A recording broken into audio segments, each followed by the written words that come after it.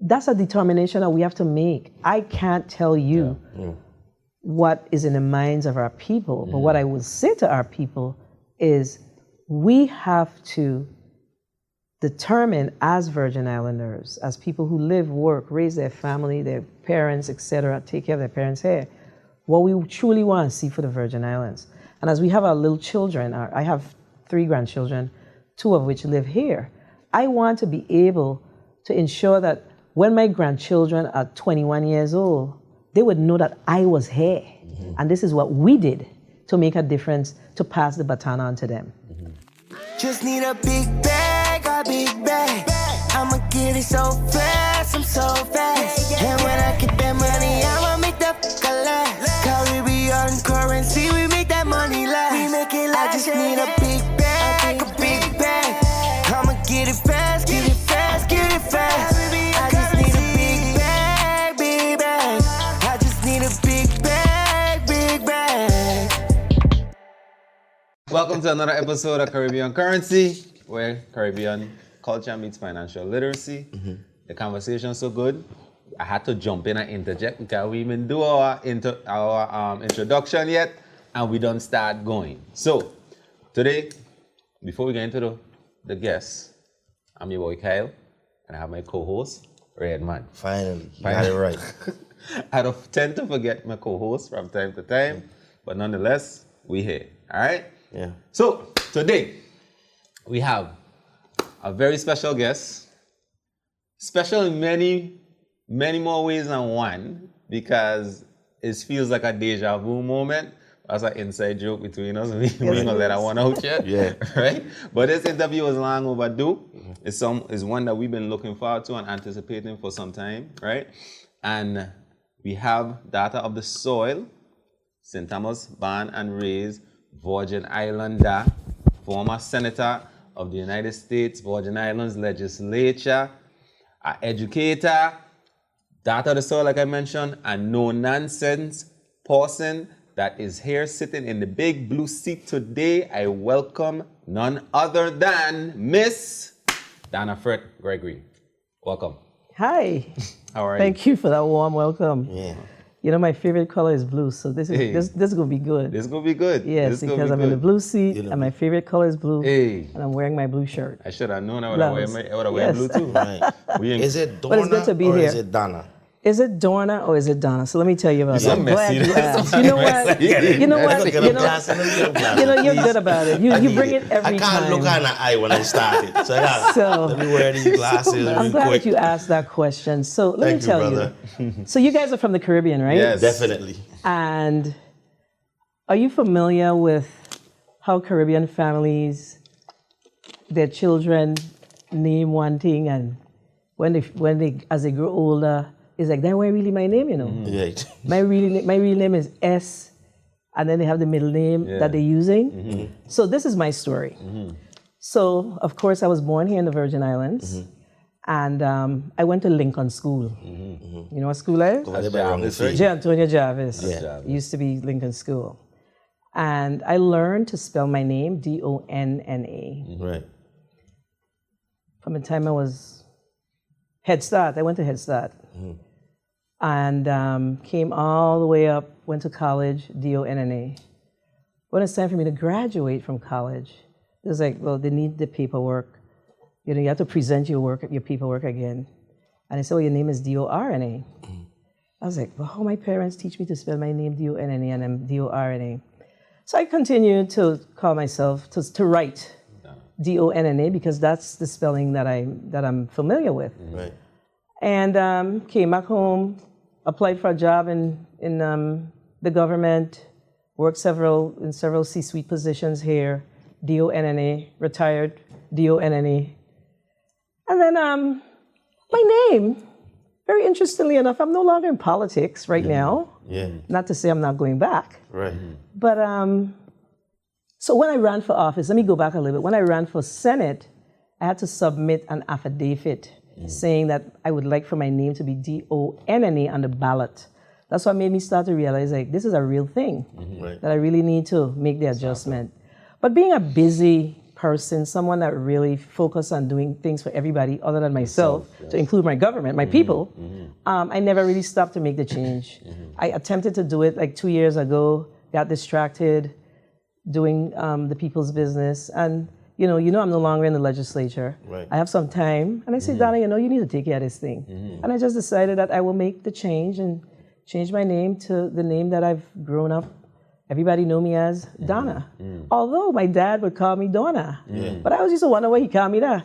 But he himself did not know that on my birth paper it was D-O-R-N-A. Wow. So that's my name, and that's the story behind who. It shouldn't be a hard change, right? No, the thing is, what you do is you submit it to the courts, and then it has to be listed. So it's public information. So that's why you're hearing the energy around it. Right. So it's public information. So you have to list it in the newspaper for, I think, 30 days on and then 30 days off or something like that. So once that is done, I will be, I will continue to spell my name as D-O-N-N-A and be officially D-O-N-N-A. Okay. So I'm not running from anything. I didn't commit any crimes anywhere or anything like that. It's just... Your name wasn't found in no files, no recently released? And no, my name wasn't found in any files recently released, so that's not why I'm changing my name. Right. I am Donna Frett. Okay. Awesome. And I stand by that, 10 toes down. Awesome. Yes. Well, tell us about Donna, not Donna, like in the beginning, coming up. Okay, so Where tell you're us about from, Donna. Wow. How you raised. Where are you from? Well, of course I'm from St. Thomas. But I don't ever talk about myself without talking about my parents. Right. So my mother's an immigrant. She was from St. Kitts. She came in when she was like 22 years old. And my dad is what we call a Crucian Saint-Domian. So my dad was born in St. Croix. Well, there you go, your friends again. But his father was born in St. Thomas. He migrated to St. Croix. Of course, many moons ago, met my grandmother. Name was Enid Williams. Her mother was Albertina Henry. Williams, like the school? Henry. And my grandmother had 5 children that was born on St. Croix, my dad being one of them. My grandfather came back to St. Croix, so they all migrated back to St. Croix. My dad would tell me the stories about, the small boat that they came to St. Thomas on. He was like, he thought they were not gonna make it. But that's my story about who I am and who my parents are. I am the daughter of blue collar workers. I tell people that all the time. My dad owned his own mechanic shop, Wrongly Field. Everybody knew him, Jacob Frett. My mom actually was, interestingly enough, my mom served as a cook for the then Pilgrim Terrace. You guys are too young to know what Pilgrim Terrace was. Up on the hill? Up on the hill. But I was born up on that hill. Right. And then, spent all my time in hospital ground with my dad. And then in the 70s, I moved to Dunu. So I moved to Dunu Housing Community, and that's where I grew up. Went to Adelita Cancrine, at the time was Wayne Aspinall. Went to James Madison. I know what that is? The school on the highway, where I used to call it. What's the new name for it? The school on the highway. Going country? Yes. By the wall, with the painted wall? No, that ain't New Horizon. That's not New Horizon. New Horizon. Yeah, that's what was Iwa. it before New Horizon? Edith Williams. Edith Williams. Edith Williams. That's When what I went to it, your was grandmother name. name.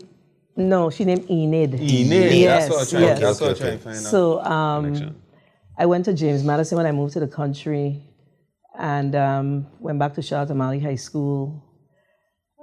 Traveled to the States. I went to Morgan State University, got my college degree, came back home, and worked in government. Worked my first job actually in government, solid job, because I did summer jobs, was actually in the legislature. I came back. My background is finance.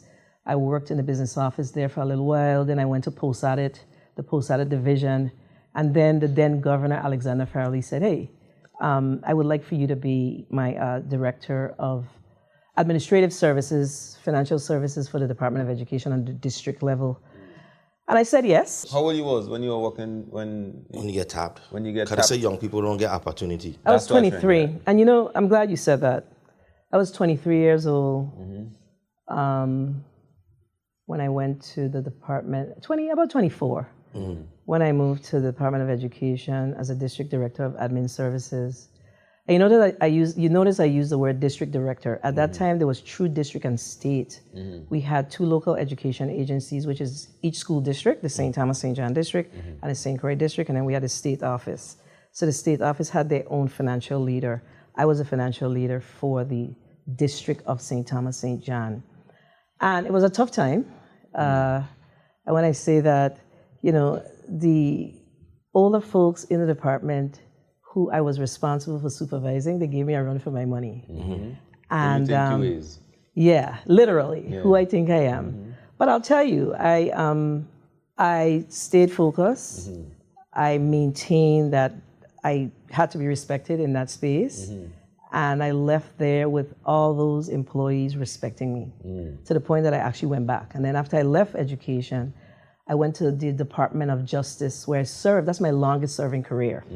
I served as a director of operations. At that time, the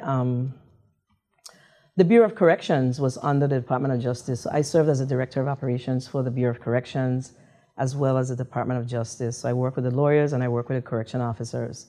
And I'll tell you, everywhere that I've worked, I've left an indelible mark. People will tell you, they'll tell you that, Donna is tough. Donna is, they use this word that I don't really like. Tell me. Donna is aggressive. They use that word and I say, I'm passionate about what I do. It's important to be passionate. When you're in these types of environments and these organizations, it's never easy. And if you don't stay focused and about the business, then people will walk over you.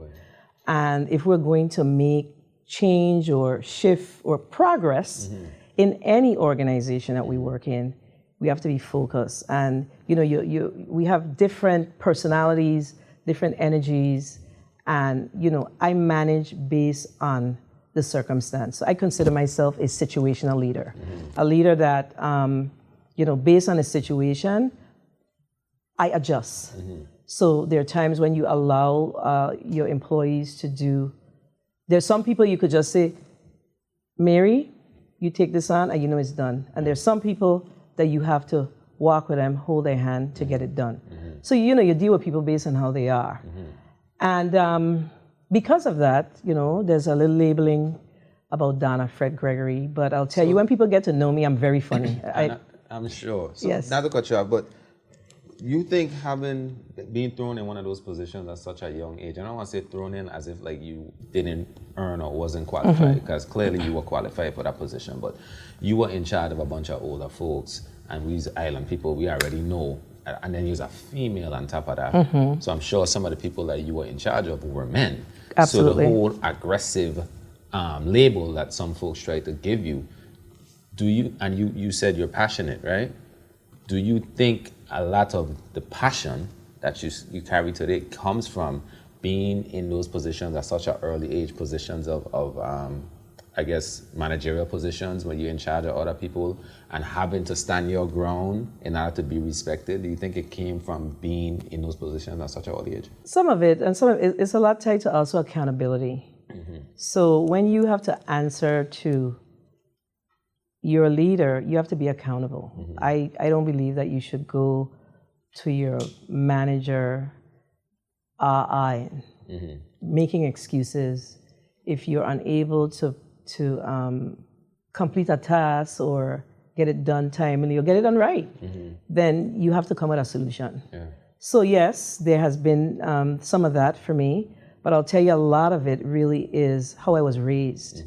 I was raised in an environment with a very strong father who, and although my father and my mother wasn't together, I spent a whole lot of time with my dad.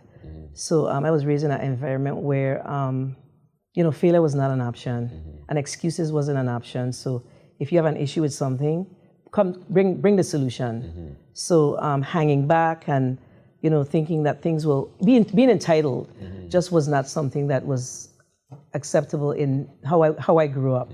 But I'll also tell you that I don't use the woman card or the female card. That's not something that I do. I believe that all of us are created equal, for that matter. And because we are created equal, each of us bring a unique perspective to the table, and each of us have something to bring. All of us don't bring the same capacity, if you will, but everybody has something to bring, and I think that's important to respect that. But I've been in environments, because I'm a female, the feeling is like, oh no, you don't have anything to bring. This is what we're saying, and this is how we're going to do it. So because of some of that, I've had to stand up and be counted as a female.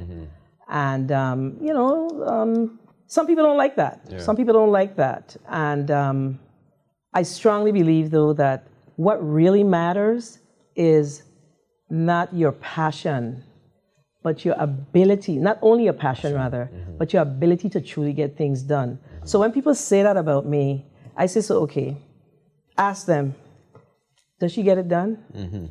Every single time. So they call me results. Exactly. Because I bring results. I am a solutions-oriented person.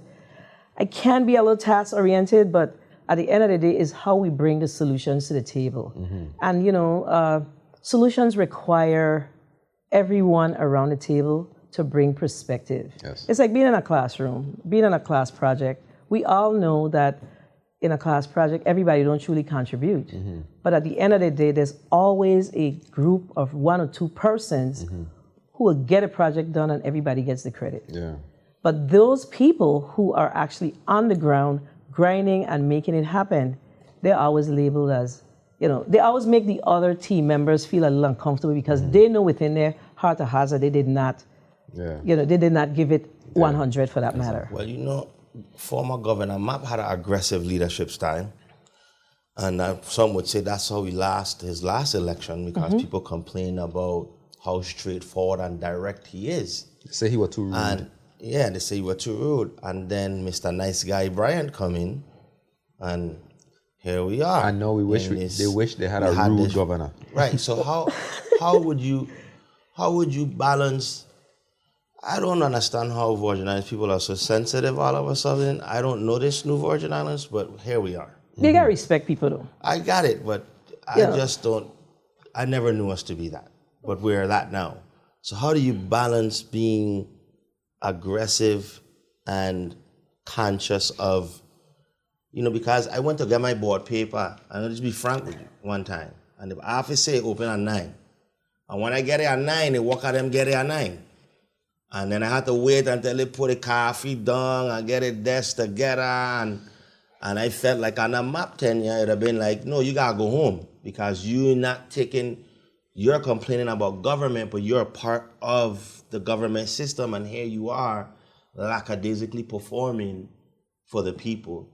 So I don't expect you to go in there and fire people and send people home. But I know that you're a no-nonsense type of individual, even on the Senate floor. So how do you balance being that individual that is no nonsense and then still conscious of people's feelings? So I think let's not use the word aggressive for this conversation. I think it's about passion, right? Right. But it's more so about accountability. Right. I think if each one of us hold ourselves accountable, you just made a good example. You talked about, you heading to an office that opens at 8:00, and you're heading there, you get there at 9, and at 9, folks are just getting there. So leadership has to be accountable. But I think it's the way we go about having the conversation about accountability. Accountability comes from the top. Right. You, as a leader, you set the tone for the expectation of your organization. So if you have a leader that's at the top of the organization who folks feel that it's a laissez-faire, if for lack of a better word, a laissez-faire operation, and people would operate in that manner. When I look at Governor Mapp's administration, Governor Mapp was very direct. I don't know that his defeat was really tied to the way he ran his administration. I think it was more about some other things that were happening on social media and those kind of things that you probably should have let those go. Distractions. Right. It was distractions, and people will try to distract you as you do the work. But what matters is you always have to remember how you make people feel. So I'm not going to sit here and tell you that I'm perfect. Yeah, I'm not a perfect person. I don't know that any of us in the Virgin Islands, so in the world for that matter, are perfect people. So there are things that I acknowledge that I've had to work on over the years. So I'm not the 23-year-old Donna or the 50-year-old Donna for that matter. Right. I'm a little older than that now. Right. So I see things a little differently. So I am more in tune with the vibe, people's vibes. So it's more about how you ask that person to meet with them, to talk about, what the expectations are. So you make people feel like they're part of the organization. You make them feel that they have a voice in the organization. So for me, I believe in a collaborative style. I believe that everyone has something to offer, and you have to hear from your employees, and you have to hear from your community. We can't run government where we get up as leaders and we decide that, we're gonna move this water over here today without explaining to the people, why are we moving this water? And breaking it down for them and hearing from them, what are their thoughts around it? Right. And I think we've had too much of that happening within the past number of years now. Yeah. Whether or not you believe that people understand what you're talking about, as a leader of a country, as a leader of the Virgin Islands, based on this conversation that we're having, Right. it matters that we still bring the discussion to the people. Right. They may not always agree, but you ask them to allow you to do the work, and then people will come along when they see the fruits of your labor. Right. But it's not okay to just stuff things down people's throats, because then people don't trust government, and we have to figure out how to bring back that trust as well. So I have a question real quick. Go ahead. Earlier you talk about you were working in post audits. Let me ask you. Let me tell you why I asked. I didn't finish my thought on that, but go ahead. Yeah. So the reason I asked is because one of the problems we have here in government is government inefficiency. These departments aren't, in my view, working to the full potential and as effective as they can or should be running, right? I have a project in DPNR. A lot of these people here, maybe come from that, right? Shout out to the workers in DPNR. I don't think the workers are the issue. I think having one inspector for all of St. Thomas is a problem. One inspector for all of St. Croix is a problem. One inspector for all of St. John is a problem, amongst other things, right? So I think they're understaffed. So shout out to the beautiful people at DPNR. Such a nice guy. I know, right? But back to the post. I feel like we need a level of quality control and quality assurance in the government.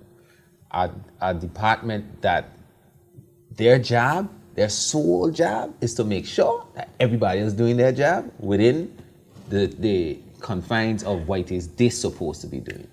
Do we have something like that in the Virgin Islands? Because when I heard the word post audit, that clicked. I don't know if it's the same thing. I don't know what it is. So the legislature has a post-audit division. It deals with supporting the work that we do with the budget, and it was intended to actually do audit functions within departments and agencies to determine whether or not they were functioning appropriately, just like what you said. But it's not functioning in that way.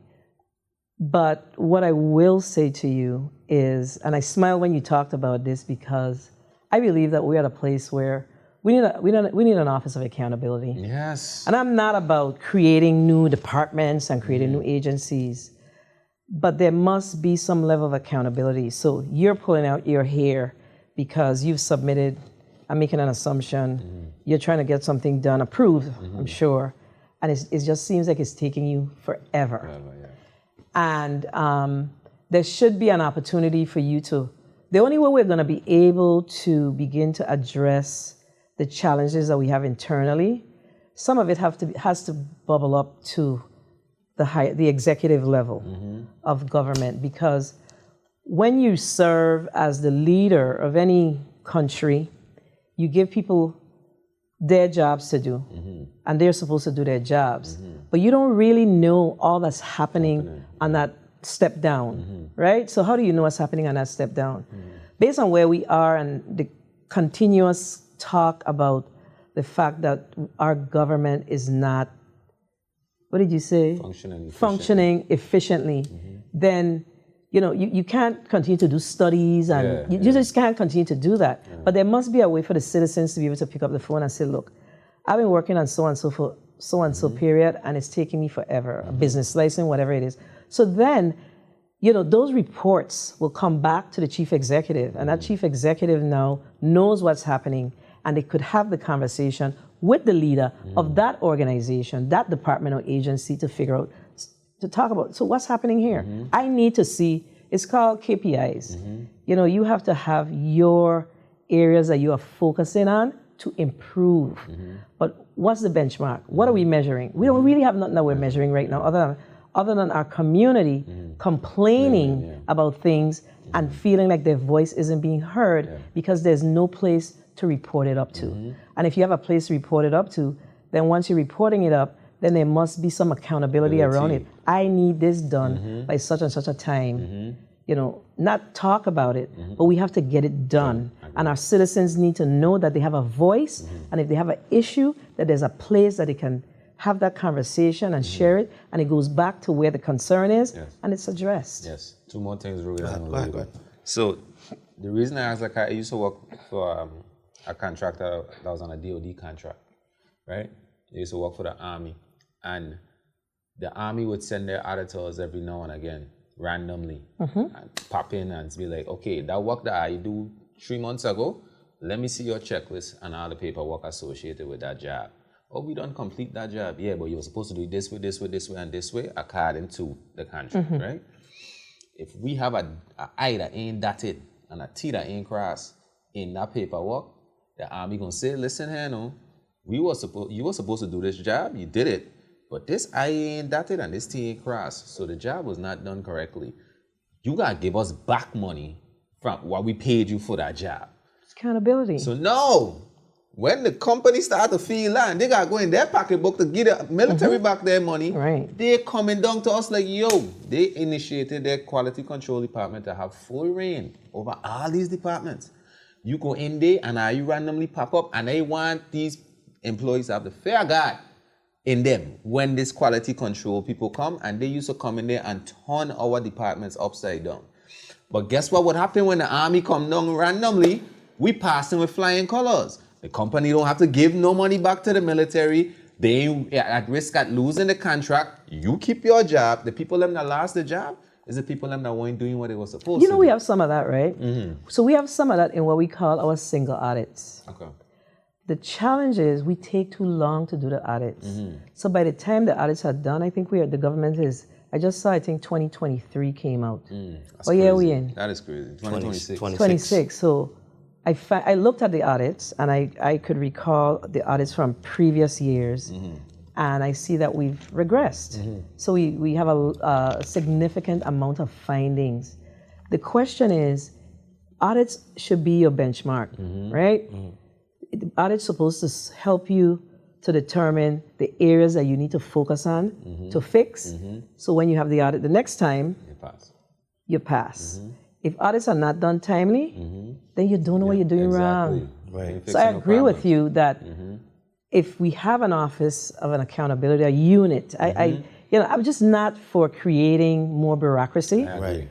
I'm not for it, but we have to figure out ways to do things a little different so people can know, hey, if I don't get this right, and then it's going to be looked at. I'm okay with bureaucracy when you're bureaucrating the government itself and not the people, right? Okay. So if you're creating things that keeps the government working efficiently, then I'm okay with that. But if you're creating things that creates more red tape for the people, right, then I'm with you. I don't like too much. I don't like big government like that. And the thing too so we were getting weekly audits. So I like to your point, it can't be a once every 3 years. That serves zero purpose. By the time we figure out 3 years later what we did wrong 3 years ago, what we're doing, right? So they were getting weekly audits, and like I said, it ended in the company functioning efficiently and everything was on the up and up, right? But also what that also does, sometimes you might be in a position where you're doing something and you may realize the thing that you're doing is not the right thing to do. Absolutely. You can't do that. But you didn't know because the man before you, that's what he was doing. That's what he was doing, and the last audit was done 3 years ago. So you ain't even know that what you're doing is illegal. So these same audits that you're talking about could possibly, quite possibly, keep people out of jail. But there's something else. So I think that when I look at our government, And I ain't really sure how we get in government. But No, we are yeah, it. but we when I all look at our over. government, right? We all over. The turnover in our government because of changes in administration has a lot to do with our where we're not so successful in our what's that word? Where we're not so successful in our policies and procedures. Because as we change and new people come in, they change. You know how the federal government has career service workers, whether there's a new president, these people are professionals in their area, so they're able to keep the federal government moving and afloat. What we have in our territory looks a lot different. We have a lot of middle managers who are now unclassified employees. Unclassified means that you serve at the pleasure of the governor. And you know, those are the ground people. Those are boots on the ground. Those are the people that know the business, and they should not be placed in those types of positions where, when I say position, in a situation where they're unclassified, so they have to be worried about their jobs. They should be the people who we count on to make sure that we keep our government level, irregardless as to who is in charge. And we have not recognized that is a big part of our lack of success. Not holding on to those people. It's kind of like how Jerome Powell is still the Fed Correct. type of vibe. Yes. And then now people are trying to put pressure on him, and it don't matter because you didn't appoint me, or you even did appoint me, but nonetheless, I don't answer to you in this sense, right? Correct. So I agree with you. So we got to kind of take a little bit of the politics out of, it's gone down too far down into the organizations. And that's why, you know, I'm a firm believer in accountability. But how do you balance accountability when you have that political component in there? You have to make those people career service employees. Agreed. And since we're on accountability, I feel, as a businessman, a private businessman, right? So when somebody ain't doing what they're supposed to do, I let them go. We have this thing in the government where Miss Susie been here for 20-something years, and Miss Susie, she'll reach work when she feel like, her mouth push up, she doing what she want to do. Now when you have a young, vibrant Virgin Islander that went away, graduated college, come back and try to get a job within the same department as Miss Susie, when she go to work and she's being nice and bubbly and doing all these good stuff, Miss Susie laying on, hey, listen, you're doing too much, you know. That's what we do here, right? So we get to a place where the new employee are happy and bubbly and happy to be here. Eventually, she's going to become a Miss Susie. And then your whole department is filled with Miss Susies. They mouth push up, they ain't doing what it is they're supposed to do. How do we hold government employees accountable? Some of these positions, these people have been in for decades, right? And it comes with a level of entitlement, like I've been here longer than you can't tell me what to do. That happens sometimes when you have new leadership from new administrations, and then some of these positions, I guess, are, I don't want to sit around and think, but I think like, if a position is there and a new administration come, you can't just fire somebody because they ain't part of your administration. I don't know how that'll work. But what I'm saying is, how do we hold ineffective government employees accountable? I'm going to start by saying that... Is a governor a government employee? Yeah. Okay, I just want to make sure. You have to set the tone, though. I go back to this word. I use it often. People function based on their comfort level. If you're in a space and you feel that there's, no accountability, there's, laissez-faire, then that's how people operate. I think people want leadership. How do we do that? By providing leadership. Yes. By having expectations not only for ourselves, but for those that we give the responsibilities to. That's what it really comes down to. If you you said something like you have a Miss Susie for that matter. I mean, sometimes there's these relationships that we have between our Miss Susies and the higher ups, right? But the higher ups have to say, yeah, me and you good, Kyle. Yeah. But you gotta do your job. So that's Donna. That's how I am. Yeah. I gonna kick it. I'll give you a joke. I worked I didn't get to share with y'all that I went back to education, but I went back to education sometime in 2006 as the deputy commissioner. and the Deputy Commissioner of Finance. And under that rule, the federal grants, all of the Department of Education funding, financial operations fell under me. And there were some young women that worked in the federal grants office. I will still joke about it till today. And I would come down hard on them because I don't know if you recall, but that was a time, and we moved away from that. And unfortunately, we're right back where we were. There's the continuity is also a challenge that we have in government here. So I came back to help to clean up the issues that we had with all the federal funds going back. And it was a tough time. It was a tough time in education. That was in 2006, 2007. And those ladies in the federal grants office really was under a lot of pressure. So yeah, we've had like tough meetings where, you close the door and you deal. You deal with what's in front of you. And on Friday, I would tell them girls, like, so I going out for a drink or what? And the first time I did it, they went back to their office and they talked about it. We were like, but this woman crazy. This woman just threw me out and talking about going for a drink. So I'm saying to you that I believe that, we do the work and then we can have a good time. But we cannot mix the business with pleasure. Yes. We have to figure out how to be effective, how to get it done, and then yes, we can have a good time. And that's the type of leader that I am. I don't, nothing is personal for me when it comes to the work. I lay it on thick, I say what I have to say. We come back, there must be a level of respect, and that's something that, is important that we all work on, right? But once we get it done, nothing is wrong with us going for a drink. So they're my good friends now, I don't work with them anymore. And we've established a relationship, and every now and again, they tell a joke to people who, would meet me for the first time about, she's something else, when she asks us to have a drink, we have to go back in our office to talk about that. Are we going to a drink with she? Kind of way. So, there must be a balance. You have to make people feel like they're part of the organization. But to your question, you have to set the tone. People in these different government agencies, they operate based on the tone from the top. If they feel, I'll tell you, when I came back home from college, I worked in the legislature. When I moved to the post-audit division, we sat in an open Bay area. And at the time, Elmer Roebuck was the chair of the finance committee. It was either Elmer Roebuck or Lorraine Berry. It was Lorraine Berry, former Senator Lorraine Berry. But Senator Roebuck, his office was his suite was right off of where we sat. And Bent Lowetz and a couple of, I think he was president of the legislature at the time. But I'll tell you this, my supervisor was a gentleman by the name of Nathan Simmons. He's a financial guru here in the Virgin Islands.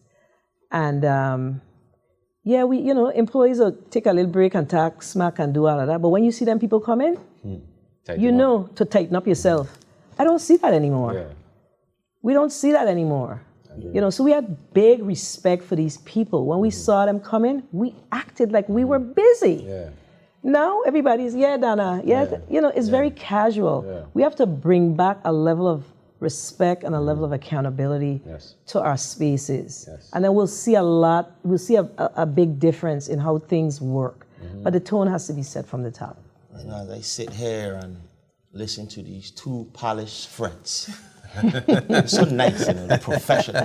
It's almost like it's in their DNA to be, let's not hurt anyone's feelings. That is my cousin, by the way, guys. You know what I'm saying? I just sitting back here in amazement because what I don't understand, what's frustrating me listening to you guys, it's not that you're saying anything wrong, is that when you listen to the public talk about how the Virgin Islands are in dire strait, you mean Donna has to come in and set the tone for you to come to work and do what you're supposed to do to serve the people of the Virgin Islands? She has to come and lead you into doing the job that we're paying you to do. For you to then go home and come on the internet and complain about how bad the Virgin Islands is, when you yourself is a cog in the wheel that you could go into work every day and be as efficient as you could be, professional as you could be. you have to come now and be the leader to do that? I'm not saying that. No, that's why it sung like No. the leader have to come and set the tone. I feel like if you're growing up in it, I don't even live in the territory, and I could feel the tone of desperation. And if you're going to sit down every day and talk about government need to do this, government hires 60% of the people in the territory. But government is us, right? Right, So it is us. I'm not saying that. I'm not saying an individual. I'm saying collectively we should set the tone. Right. All of these agencies have managers, but there's also some responsibility that we have to bear because of our politics, because of what I shared earlier, because of the fact that when administrations change, people come, they lead the agencies. They, some people they bring in. We bring people in who are new over people who have paid their dues, who really bring in it. So there's a level of frustration there. And then also you have many of our employees are in unions, and the unions have not been in negotiations. People have not seen salary increases. So you can't really put everything on the employee, but it's about the communication. You have to make people feel that they matter in the work that they do. Otherwise, yes, they are going to have a nonchalant, laissez-faire attitude.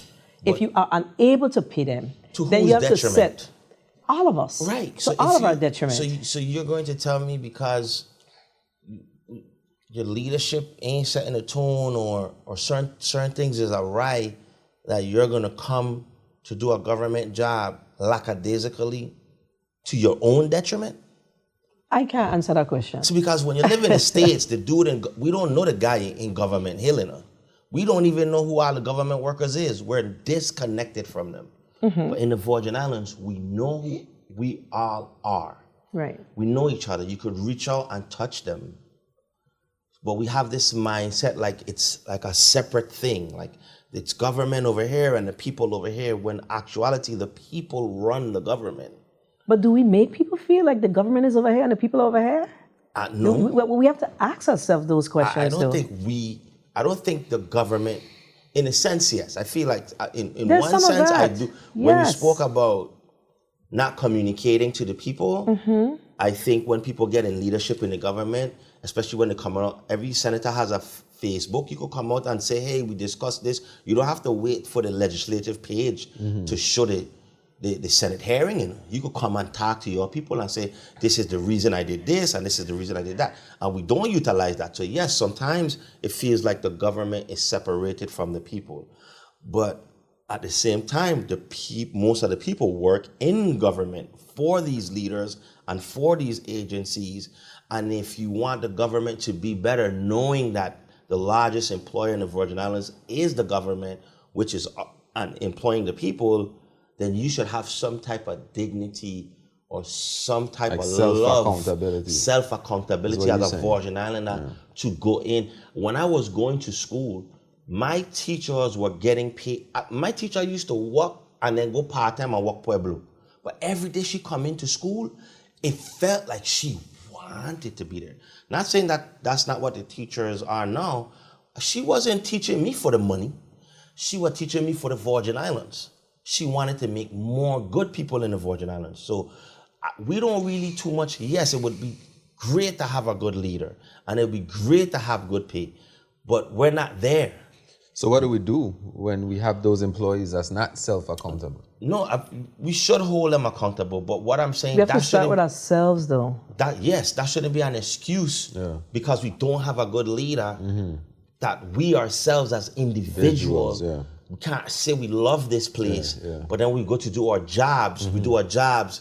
Oh well, me got a good leader and me got good pay and them stuff. So now all of a sudden me doing my job. I'm working this bum job that ain't paying me enough and I'm trying to do a great job. So if my children's children end up in this position, they're not having the same, that is my sacrifice. they're not gonna have the same complaint as me. I'm gonna be involved in politics. I'm gonna do my job the correct way. I'm gonna show up at 8:30 because we open up at 9. I'm gonna be what I'm supposed to be in hopes that if we continue the process and hire good leaders, the generation behind of us don't have the same plight. But if we sit down every single time and blame a senator and we blame Donna, not to say that these leaders can't be held accountable enough. But before you do that, starts with us. You have to ask yourself. Kennedy said this, and it stays with me all the time. Ask what you can do for your country, not what your country can do for you. Because you are your country.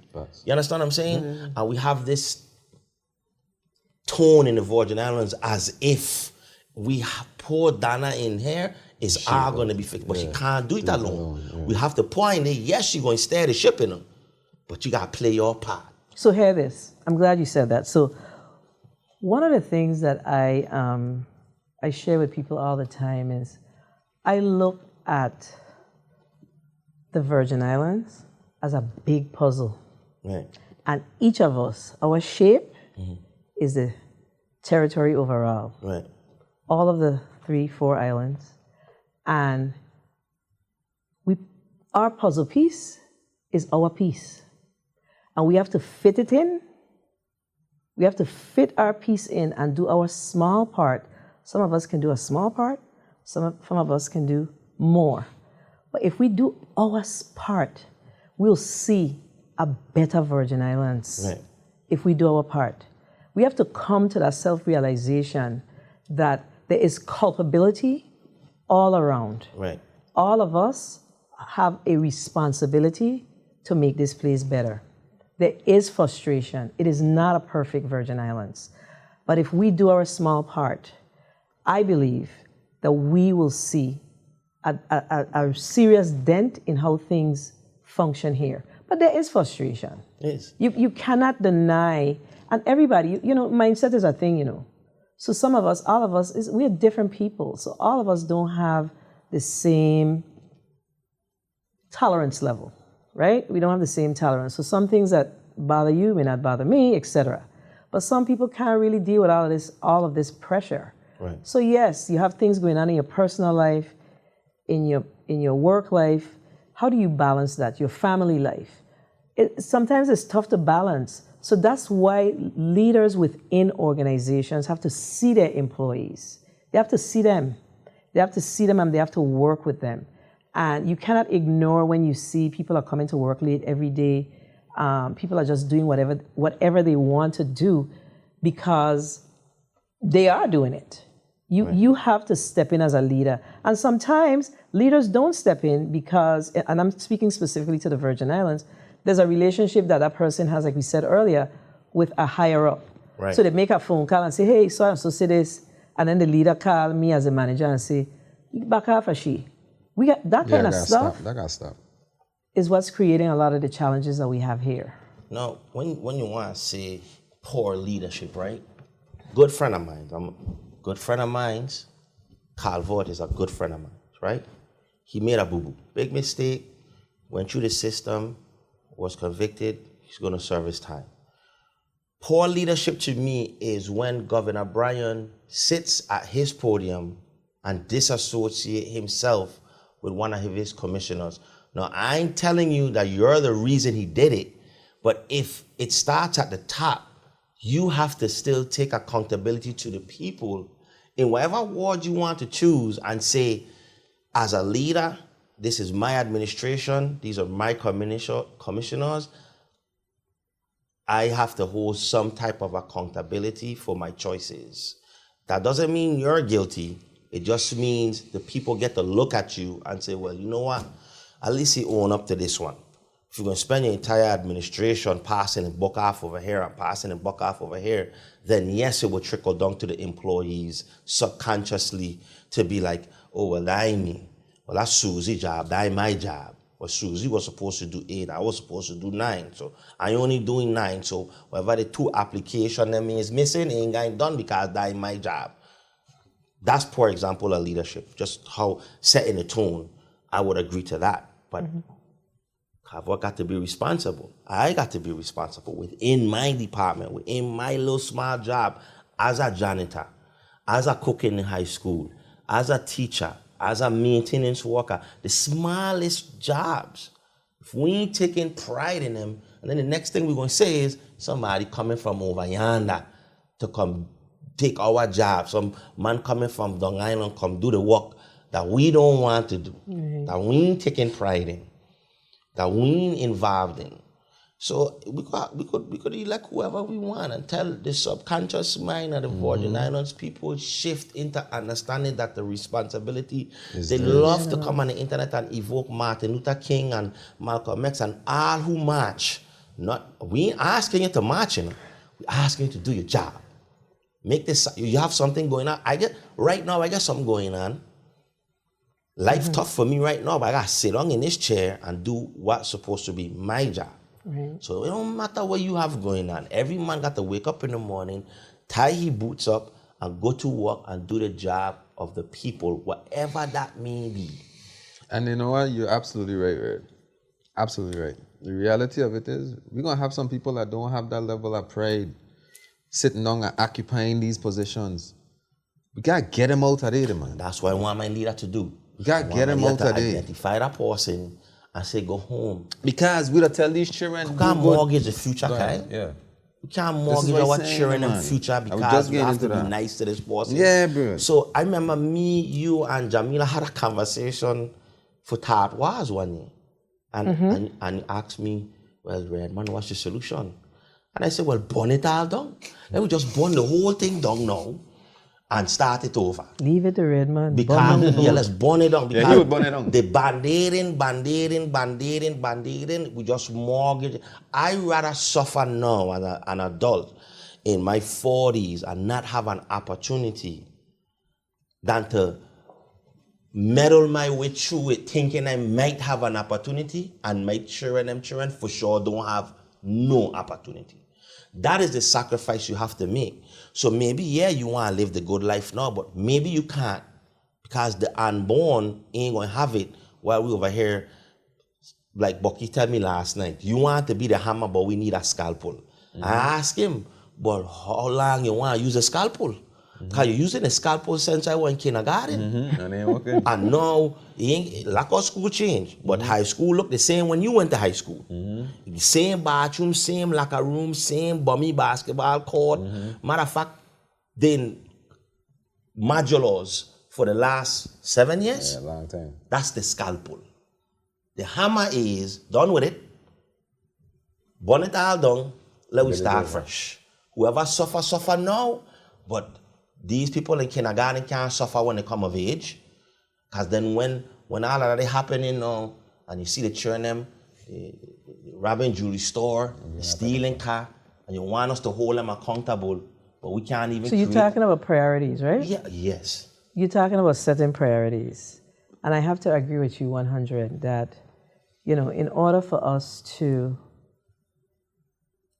turn the corner in the Virgin Islands, we have to set priorities. And in setting priorities, we have to acknowledge that some things have to go for some to come. That makes sense? Yes. You basically said it. You're just a little different to me. I'm sorry. I'm not different. Yeah, you just burn it down. I just say something got go for some to come, right? So we got set priorities, but we have to determine what are our priorities. What are those priorities? For me, I talk to people about what they want to see as Virgin Islanders, as they live, work, raise their children here, take care of their parents here. And when you hear the conversation, it comes back to the same thing all the time. Virgin Islanders don't necessarily want to be rich. What they want is a good quality of life. And there's some basic things that we need to provide them. We come to the point where we are so accustomed to bad roads. That is like a joke for us now, right? But that is a priority. Us riding our cars and traversing the territory and good roads is really a priority for us. That's why people talk about it all the time. Us having good streetlights is a priority. We should be able to leave our homes in the night. Older people don't want to go out at night anymore because they cannot see when they're driving home. I gave a friend of mine a ride to Mahogany Run a few weeks ago, and when I was coming back up on the Megan's Bay Road, coming out by Louise and Hoy Castle, I was like, I can't see. So those are basic things. The other basic thing is cost of goods sold. We have to figure out how to lower the costs of goods here in the territory. And that's a big deal. Even slow the rise. Slow the rise. Yeah. Slow the rise, address the costs. Right. But there's some things around that we have to do. We have to get serious and make tough decisions. The question is always, are we ready for the tough decisions? Right. We have to ask ourselves that. Because a lot of times when tough decisions come, once they don't affect you personally, you good. But if it affect you personally, then the answers that rise up. We have to determine whether or not we're going to do what you just said, whether or not we're going to be willing to make the sacrifice. If we are not going to make the sacrifice, we're going to have this conversation 20, 30 years down the road when I may no longer be here. And we have to keep that real. And that's a conversation we need to have with our people. I think one of the things that, look, I guess I'm considered a politician. Right. I don't really like the word because when I ran for office in 2018, when I ran for Senate, I did it because I've done a lot of work in government. I saw where there was opportunities for things for us to change, move the needle, to do things a lot differently, to bring legislation that would support, education, healthcare, etc. And people don't really like that. People are comfortable. We have to get uncomfortable to become comfortable. Yes. Right. So the question I keep asking, I ask myself this all the time: Are people ready to become uncomfortable in order for us to get comfortable for what we call our generations to come? We can't use these words lightly. Like we're looking for the future. Right. And then when we do our work, the future is not considered in the work. In the work. The right. Correct. So we are the now, right? And I used to have this conversation with my colleagues all the time. For me, I'm reading a book called Abundance, and that book speaks about how the Democrats and the Republicans over time would, make changes, but then they don't think about how it impacts down the road. Right. I'll give you a good example. You guys live in Georgia, right? I visit Georgia. All my sisters live there. There's lots of subdivisions just popping up over the years. Right. I've been traveling to Georgia since I graduated from college when they had Clark. Right, with a lot of folks here went to Clark, so we go back and forth. And at that time, the place was not so developed. But when you go there now, it's very developed. But I was just sharing with you street lights. They have a serious street.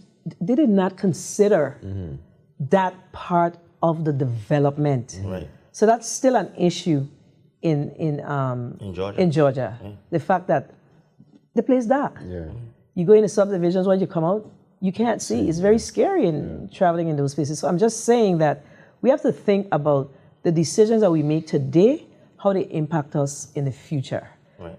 We have to be a little more long game thinking in the work that we do. We have to be more long game thinking. I agree 1,000%. So where's the balance? Where's the sacrifice? Are we willing to make the sacrifice? We cannot look at everything across the board. I've had the opportunity to work on the government's budget for the territory when I served as the chair of the finance committee for the legislature. Familiar with budgets, familiar with finance, but one of the things I definitely noted as I did that work, and I'm only one vote, all I was responsible for the work, is everybody wants their part, right? Everybody's part of the budget is a priority. But then we have to ask ourselves, if we pour into every single part of it with our limited resources, and everything is a priority, then what do we really accomplish? We have to ask ourselves those questions. So we have to put things in buckets and compartmentalize these things to determine what matters most to the people of the Virgin Islands, what matters most to the future of the Virgin Islands. So we can't talk future without being about future. You know, you say something. So those things need to shift. We need to have a shift in the way we look at how we do our financial management and all of that. You said something all in the conversation to me that resonates with me. I need all my leaders to understand, which is explaining things. If you come to me and you say, Redmond, we have a plan to fix all the school in St. Thomas for next year, but I'm going to raise the tax 2%, right? Okay, cool. I could suffer. That's the plan. Now, in the middle of that plan, when something shifts, something gone left, a hurricane, whatever happened, and it can't work the way we thought it was going to work, please come back and say, listen, I know I said I want to raise them too. It was, I said I want in January, but I need 4 more months. Mm-hmm. And I think anybody in the Virgin Islands could understand the communication of it. The problem is nobody don't communicate anything. After the fact is when they want to tell us what happened. It's kind of a lack of respect. And tell us vaguely what happened, right? It's so easy to explain to any resident why something might hurt them for a year or two so they could get a gain in year 3 and 4.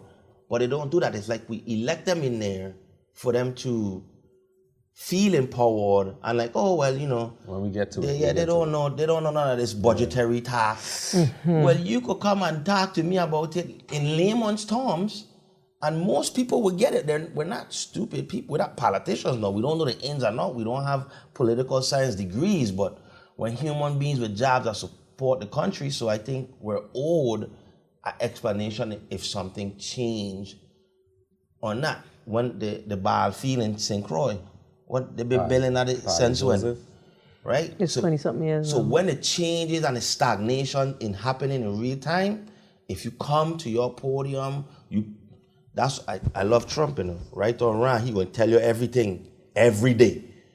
Trump talking, Twitter, TV, interview, I know what's going on. Whether you like it or not, you know what's going on. Problem is the politicians, they're quiet, they don't want to say nothing. So we know what's going on with Parley, Joseph, Barfield, until we start to make a heap of noise, but we could see every day that there's no progress being made. Just come and tell us, look, you had a problem with the contractor, the money didn't come through from where we thought it would have come through. Here we walking to get some money from over here, it's some delays. Okay. You remember I had a time, I can't remember who you were talking with, but we were saying things like, how they finish that pretty promenade made on St. Thomas waterfront, but the school them still in Magellas, right? Yeah. And then that person that we were talking to in government was like, the man, it's 2 separate monies. Right. This money was for that, right. And that money was for that type of thing. They don't map. So I'm glad that y'all brought that up, because there's this thing that I share with people all the time. And I said it earlier, that I firmly believe that we have to bring the information to the people. Yeah. And we can't feel that they're not going to understand. And yes, people may not understand initially, but guess what? We're a community. Mm-hmm. So we talk, we go to lunch, we sit at a dinner table, we hang out with our friends.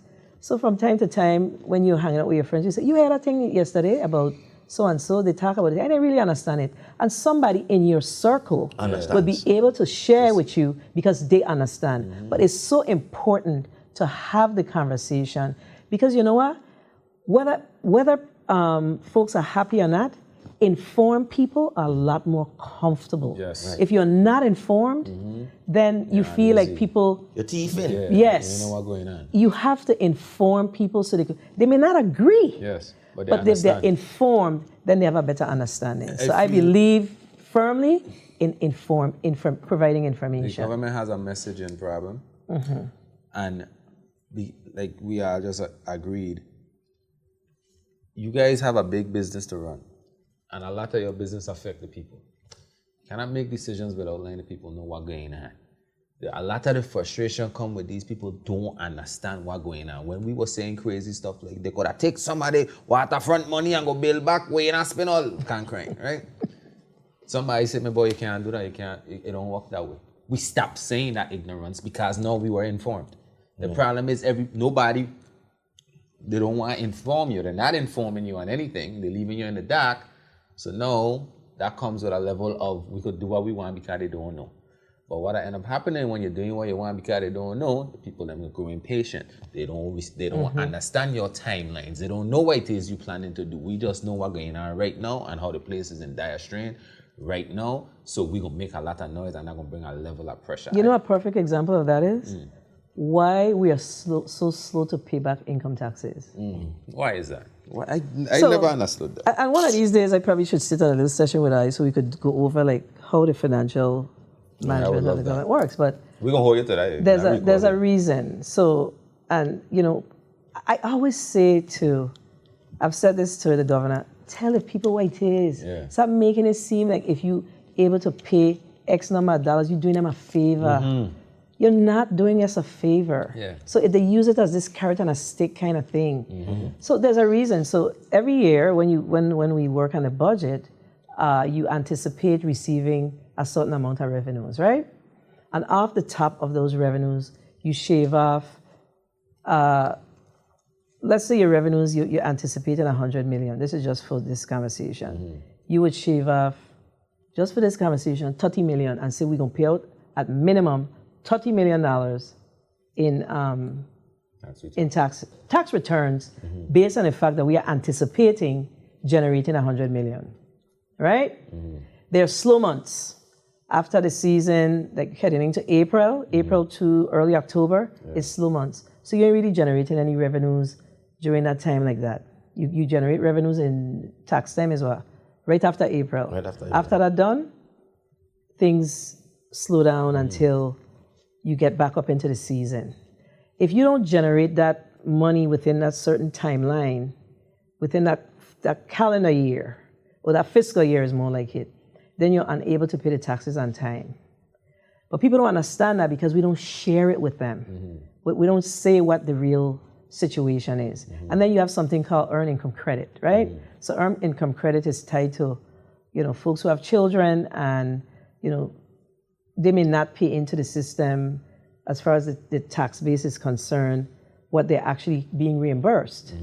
So now we have to wait for the federal government to do that reimbursement in order for that payment to those individuals who are receiving the earned income credit to get paid their tax refunds. But it's important that we explain that to people. If we're in a year where we see a deficit, then it's hard to pay the taxes because based on the size of our government, or the size of our community is more like it, and the size of our tax base, we don't generate enough revenues to actually run our government. And that's why we are so heavily dependent on the federal government. And that's why we have to be so mindful about how we tread waters with the US government because of our heavy dependency on those federal funds. I'll give you an example, education. The majority of the funds that we use to run programs in the Department of Education, federal dollars. The dollars that we use in education, the local dollars, are tied to salaries and operational stuff, not programs for our children. Right. So these are things we have to weigh. We have to determine what are our priorities, how do we shift our priorities to make sure that we're going to use our local dollars to support purchasing textbooks, because we can't use our federal dollars to buy textbooks. So we have to figure out how do we make that balance? How do we do it? So I say this to go back to setting priorities. All things cannot sit on the balance of priority. Some things will have to fall lower down on the totem pole in order for us to get the things that are of priority to the people fixed timely. How do we, going back to the revenue issue, generating income during the slow months? Ain't no secret that these are slow months. We know that they're slow months. They're slow months every year. How do we figure out progressive, innovative ways to generate that income during the slow months so that people ain't getting the tax return late? But we have to look at the Virgin Islands as a whole. And we have to look at our economy. And we have to be honest with ourselves that there's some missed opportunities that we've had here. And we have to be intentional about addressing those missed opportunities as far as revenues are concerned. And when I look at the District of St. Croix in particular, we have the South Shore Zone. We have to make the South Shore Zone on St. Croix a priority. That's a sleeping giant. That's a cash cow for our people. But we have to invest in it. Why? You're saying I was scared money don't make money, right? Right. So if we are not going to invest in it, then how are we going to make money from it? But there's a lot of Right? pushback from the citizens too about the South Shore as far as air pollution. How do we It depends on the manufacturing address that you their have there, though. concerns? We don't have to have businesses there that are businesses that has pollution. Right, St. Croix used to be heavy on light manufacturing. right, What prevents us with all that's happening on a national level, Right. and that's happening in Venezuela and all those things that's happening throughout the world as a result of our current administration on a national level? I feel that the U.S. Virgin Islands is ripe to really benefit because we are uniquely American in the Caribbean. right, So we should be really benefiting from all the things Right. that's happening on a national level. Right. But we can't do it by sitting on our laurels here, right? Right. We have to rise up.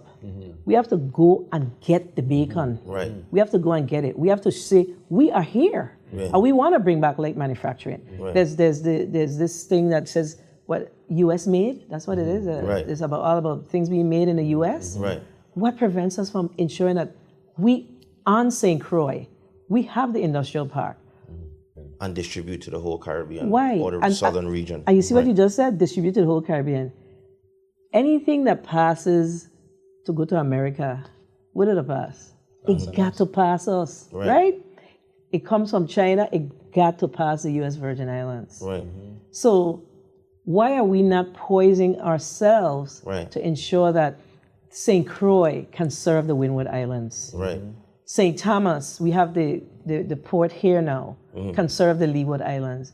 These are things that we have to be in. We can't talk about these things anymore. Right. We have to sit down and hammer away at them and make it happen. Right. That's the way we're going to generate revenues. That's the way we're going to be able to make our people comfortable. But in order for us to do that, we have to address our infrastructure. Do you all agree? I'm glad you talk about infrastructure because I want to talk about infrastructure on two islands particularly, Water Island and St. Croix. So I'm going to start with St. Croix first. When me and Kai, we went to do some interviews and we flew into Henry Rolston Airport. Henry Rolston. I don't even know the name of it. The sign was so smart. Matter of fact, one of the senators them signed for campaigning were bigger than the sign for Henry Rolston Airport. That's Jamila's great-great-grandfather, you know. Henry Rolston? Okay. Jamila? But anyway, coming off of that airport, it didn't feel like I was in paradise. The roads were run down, the fields are overgrown. The sign to welcome me there is, like I said, as small as possible. And then when you get to the main highway, which to me points you in either direction of the island, is in shambles. How do we posture ourselves as a tourism hub? And this is the presentation that we give. That's one. And the second part of the question is, one, Louis Hospital is subpar. Why are we still fighting with these two things on the island of St. Croix? And Frederickstead too, as far as how Frederickstead look. Oh yeah, the roads. The cruise ships docking right in Frederickstead. And if you walk Ghost 2-3 town. minutes. So the first thing is VI pride, right? Right, So we have to have pride, instill pride in ourselves right, in order for us to showcase ourselves to people who are visiting us. right, I mean, if we are unable to do that, then we're not really about the product. right, So these are things that we have to look at, and that's why we need the Office of Accountability. right, Because people should be able to voice their concerns, basically what you just said. You know, as you come off the plane, you want to see something that looks like, yeah, I want to be here. Yeah. Yeah. This is an interesting place. Let's see what it has to offer. right, So it's all about our VI pride, how we look at things and how we put things forward. It's a mentality, you know, it's a vibe, it's a mentality. I mean, I'll tell you, pound for pound, I've traveled all over the world, and the U.S. Virgin Islands is the best place that I have ever seen. The port of St. Thomas is amazing. St. Croix has a unique opportunity to serve as an ecotourism place. Right. We got to tap into these things. Yeah.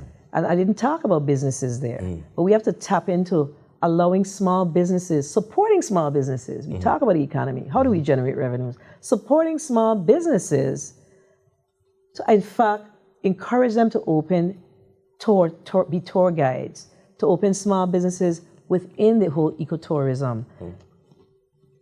Going back to the light manufacturing, we have so much opportunities to do these things. But let me go to the next one. You talk about healthcare. You talked about the Wang Louis. So of course, you know, Wang Louis was damaged in the hurricanes of 2017. 17, and that's what, we're going on, what, 9 years? 9 years. Decade.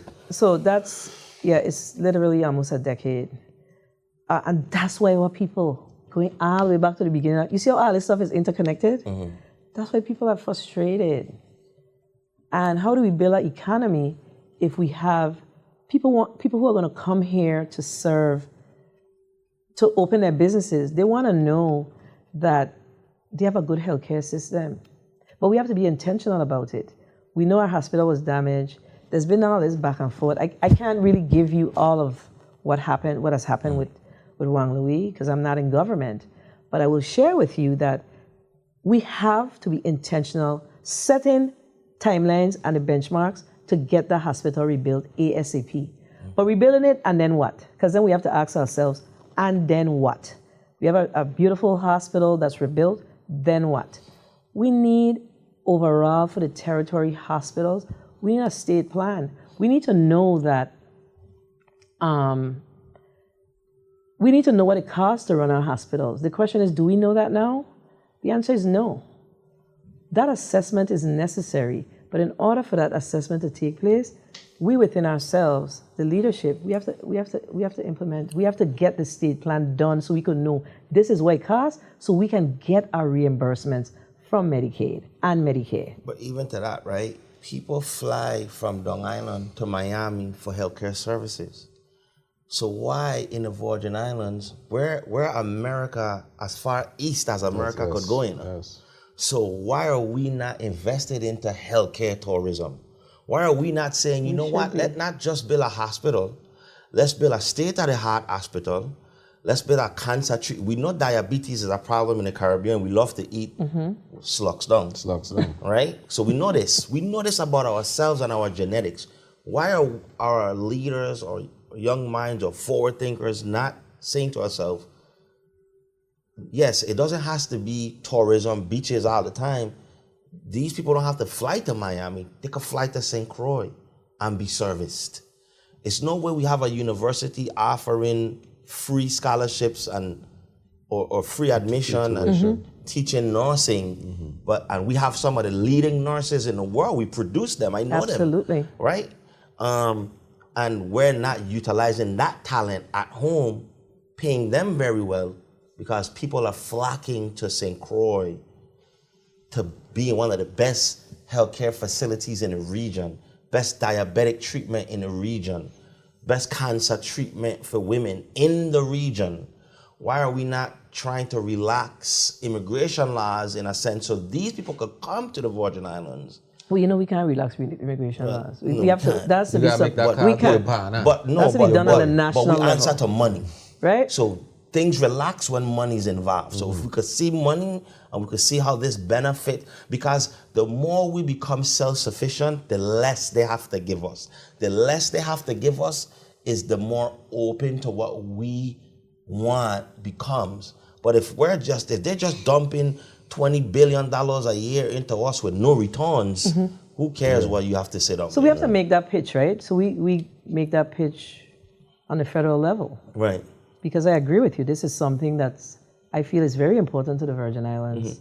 If we can get ourselves to a place where we have the state-of-the-art healthcare facilities, where we can have health tourism. But we have to make that pitch on a national level. Right. I think it's very doable. We could sell it exactly like how you just said it. Right. There must be a return on your investment, and this is a way for the ROI. Right. They come here for this purpose, and then they go back, and we provide the care. Right. But we have to set up the systems in order for that to happen. And a part of the systems is tied to our infrastructure. We have to be able to attract we have a couple of things. We need to grow our own doctors, right? So we need to make scholarships available for doctors, for individuals who are willing to be in the medical field, and they have to stay here for, whatever that agreement is, right? So we have to do that. But in the meantime, we have to be able to attract doctors here in the areas that are unique to our specialized doctors, is the word I'm trying to use. Specialized doctors that's tied to the ailments that we see in the Caribbean overall. Right? So we have to be intentional about that. But we need a structure, a system. What is that? A clear policy around how is this going to look? How are we working towards this? I'm a framework person. I'm a roadmap person. I want to see the roadmap as to how we're going to get from point A to point B. We can't only talk about stuff, because if you don't have a roadmap, then what are you working towards every day? How will you know that you're achieving what you're working towards? So I agree with you 100%. But in the interim, we have to acknowledge the challenges that we have, and we need to make sure that we are able to provide good health care for our people. Right? We have to take care of our people. So we also need to place ourselves in a position where we have relationships with hospitals that are off island, that has 5, 10, I don't know how many beds set aside for Virgin Islanders. So if they need to go, we don't need to be like, let's see if I call this hospital to see if they could take us. We know that we have hospital X or clinic Y that we can send our people to. We have to get back to that. There was a time when we used to be in a relationship with a Baptist Health in Florida. I don't know if we still have that relationship, but there are things that we have to do in the interim as we build our healthcare system back. But there's a lot of work to be done around that. There must be accountability around it. For instance, somebody like myself, I have Cigna. If I go to the emergency room, I need to pay my $20. The hospital need to set up the necessary systems where people because we have universal health care. So we see everyone. So if someone comes off the cruise ship, they have an ailment, how do we collect our funds from that person that's not living here? We have to put the systems in place to ensure that we are able to do that. So there's responsibility on both ends of the spectrum that we really need to get done when it comes to our health care. We have to be intentional about ensuring that we have a healthcare system that works for our people first. Also, I think a push for a lot of the emergency privatized clinics will alleviate a lot of stress from our hospitals that have to deal with everything, because they're public hospitals.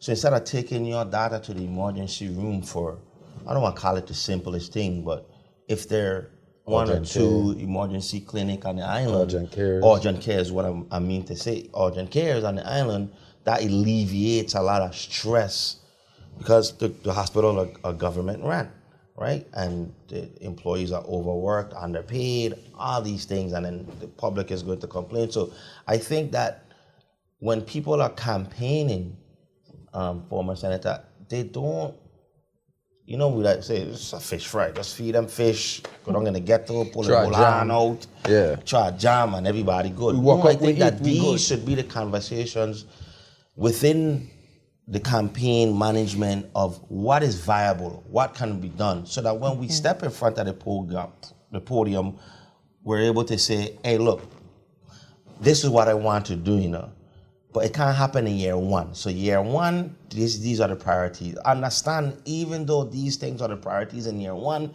they might spill over to year two, depending of how the wind blows, because we never know what could happen. We can't tell the future. And I just don't think enough politicians do that. And to piggyback off of what you said, Red, I listening to all these issues that we have on the roadmaps, and it ain't a 4-year roadmap. It ain't an 8-year roadmap. So the problem that happened, what give me a headache too, is candidate A gonna come in, they're gonna become governor, they're gonna do their thing, what they think is right, to rebuild and do all this stuff. Then they're gonna leave, and candidate B gonna come in and say, no, that wasn't and do it. And now we back to square one. Perpetual I cycle. get a headache. These things, none of these things that give me headache. It'll frustrate me. So my next question to you is like, what's the safeguard against that? Because at the end of the day, I could love everything you're talking about, but a lot of these plans gonna surpass anyone's tenure in that seat. Right. And then we get some new person that dangle food stamps and fish fries in front of the people, and then the people vote them in, and then get a clue as to what it is going on, and then they just now pandering to keep these people happy so they could get another 4 years, and then now we here at the end of 8 years, and we ain't do nothing but promise tax returns. So it's about sustainability, right? So that's what you're saying. You're talking about how do we sustain our progress? How do we sustain our progress? How do we assess whether or not programs are effective? Because, you know, some programs are not effective. So there must be assessment. But I'll tell you, in politics, I don't know how you can truly determine the mindset of the politician that's coming in. What I see is the people have to decide that. The people have to decide, I want a certain level of progress. And not because, you know, Kyle is my cousin and I went to school with Redman's mother, that you should vote for me, for that matter. And that's what's been happening. So we, us as Virgin Islanders, we have to determine what we want. We know certain things. We know that there are people who are, you know, they're going to just bring it. So what we want, we have to determine, do you want somebody that's going to fight for you every day? Or do you want someone that's going to laugh and be like, hey, how are you? What we want, what do we really want? That's a determination that we have to make. I can't tell you what is in the minds of our people, but what I will say to our people is we have to determine as Virgin Islanders, as people who live, work, raise their family, their parents, etc., take care of their parents here, what we truly want to see for the Virgin Islands. And as we have our little children, I have 3 grandchildren, 2 of which live here. I want to be able to ensure that when my grandchildren are 21 years old, they would know that I was here. And this is what we did to make a difference, to pass the baton on to them. Not, I was reading the newspaper the other day, somebody had an old newspaper, some of the very same issues that were occurring in 1983 are the very same things that we're seeing now. So the question is, how do we hold our leaders accountable? I see an and not just jump up behind them because they're aggressive. You understand what I'm saying? I'm dead serious. How do we do that? So this is what my thing is, right? My whole life's work is for my people to become more financially literate, right? Because I'm tired of seeing politicians overpromise and say, hey, you vote for me, your life gonna get better. You vote for me, your light bill gonna go down. You vote for me, this gonna happen and you're gonna get more money in your pocket without showing you how you're going to do that. So if you're not financially literate, those things sound really, really promising. Right. And then now you're gonna get duped into voting for somebody because they promise you a bunch of foolishness that they can deliver on, right? So mindset for me is everything. And I feel like the bigger problem that we have here is the mindset of our people, the expectations of our people, the laziness of our people, the lack of pride of our people. Because once we start addressing those things and you have that pride and you understand and you become more financially literate and you have that mindset, then now somebody can't jump up in front of you, give you a fish fry, give you a party, give you a tax return that's 2 years late, right? And then say, here you go, look what I did for you. Kind of gonna keep you in that space. So then now I understand the politicians struggle too. Because if I vote for you now, and you say, hey, I gonna do this and I gonna do that. And you have these long-term goals. You got to stay in the seat to get the stuff done. Right. But if the people are voting for you more concerned about jam and fish fry and tax returns, how do I keep you in that seat so you could fix the hospital and all of that type of stuff? So let's talk about goals. So I believe that all of that, everything that you just said will happen. Let's just keep it real. However, as a leader of any country, any territory, any state, what is important is you set goals and you stay true to them, right? And if you find that some of the things that you set out to do, they were lofty, and you got make a pivot. You come back to the people and you say, well, we were going to do this, but we realized that we should do it this way. But we also need to make sure that as we are focused on our goals, we have to have leaders that are working with us that's also able to focus on the day-to-day operations. You can't forget the operations and only focus on the goals. So a leader of any organization must be able to have follow-up and follow-through and conversation.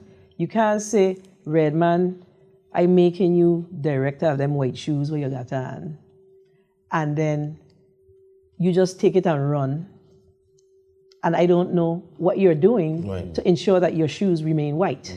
Right. I have to make sure that every other week, or every other whatever it is, that we have the conversation as to what's the status of this thing that we set out to do. Do you need me to assist you? If we need to move the goalposts, why do we need to move the goalposts? And we work on providing the necessary resource and support to help us to get to the goals. But you also have to stay focused on the day-to-day. Right. You have to be able to, you have to be a good leader. You have to be able to balance both, because the challenges will come, but you have to be able to compartmentalize the work in order for us to make progress. We cannot spend our entire time in this territory out in fires. Well, We can't. So, speaking about fires, we often talk about St. Thomas and St. Croix, leave out St. John, but we started to talk about them a little bit more. But we definitely don't talk about Water Island. And I got my good friend Adam Taylor here. He's in the room. He's off camera. He's one of the residents, constituents of Water Island, and I've been talking with him and others about Water Island's issues. And sometimes, of course, Water Island is often forgotten, and I wanted to make sure that their voice is being heard in this interview about some of their concerns, especially the green dump. I think that's one of them. We were talking offline with our good friend John about if it catch fire today, God only knows what's going to happen to St. John, especially on a windy day like this. There's also an influx of visitors to Water Island due to COVID. So now the Honeymoon Beach is servicing more people than usual. So there's a lot of beach traffic, no bathrooms. And also the roads. I mean, it's one main road, but there's the road issue. And one of my concerns, which not to say that they didn't bring it up, is there are kids growing on Water Island now. I think up to about 15 kids, and all of them have to most of them have to homeschool or traverse to the main island to get to school. And people in St. John will say, oh, we did this all the time. But I don't think a child should have to get up in the morning, jump on a boat, jump in a car to get to school, especially in the early parts of life, right? So what are our plans to address or to bring Water Island more into the fold and not let it be, oh, we're off to the side, and it is what it is? So talking about Water Island, I just saw that the current administration has appointed a long government executive branch employee to the administrator of Water Island. So it says that, it sounds like a start to me. The issues of Water Island has to come to the forefront. I agree with you that much of the conversation has not been around Water Island. The residents of Water Island, they pay taxes. They pay their taxes, so they should be provided equal resources to support their living in the territory. You talked about the green dump. You're talking about St. John? No, they have a Water Island. You Water Island. So you said St. John. St. John, sorry. So Water Island don't have water trucks. Do they have water trucks? They have a Not water trucks, fire trucks. They have an old They have one from the 70s. They have an old fire truck. Right. So we have to look at what the resources are that are necessary for Water Island. I do agree with you that if we have an influx of tourists. A lot of our tourists are very interested in seeing that beautiful island, that there is responsibility of the government to make sure that we put in the necessary bathrooms and the infrastructure. We talk about infrastructure. Right. So the infrastructure needs to become a priority. Yeah. Again, I feel that we've had a lot of missed opportunities when it comes to infrastructure here, and Water Island is no different.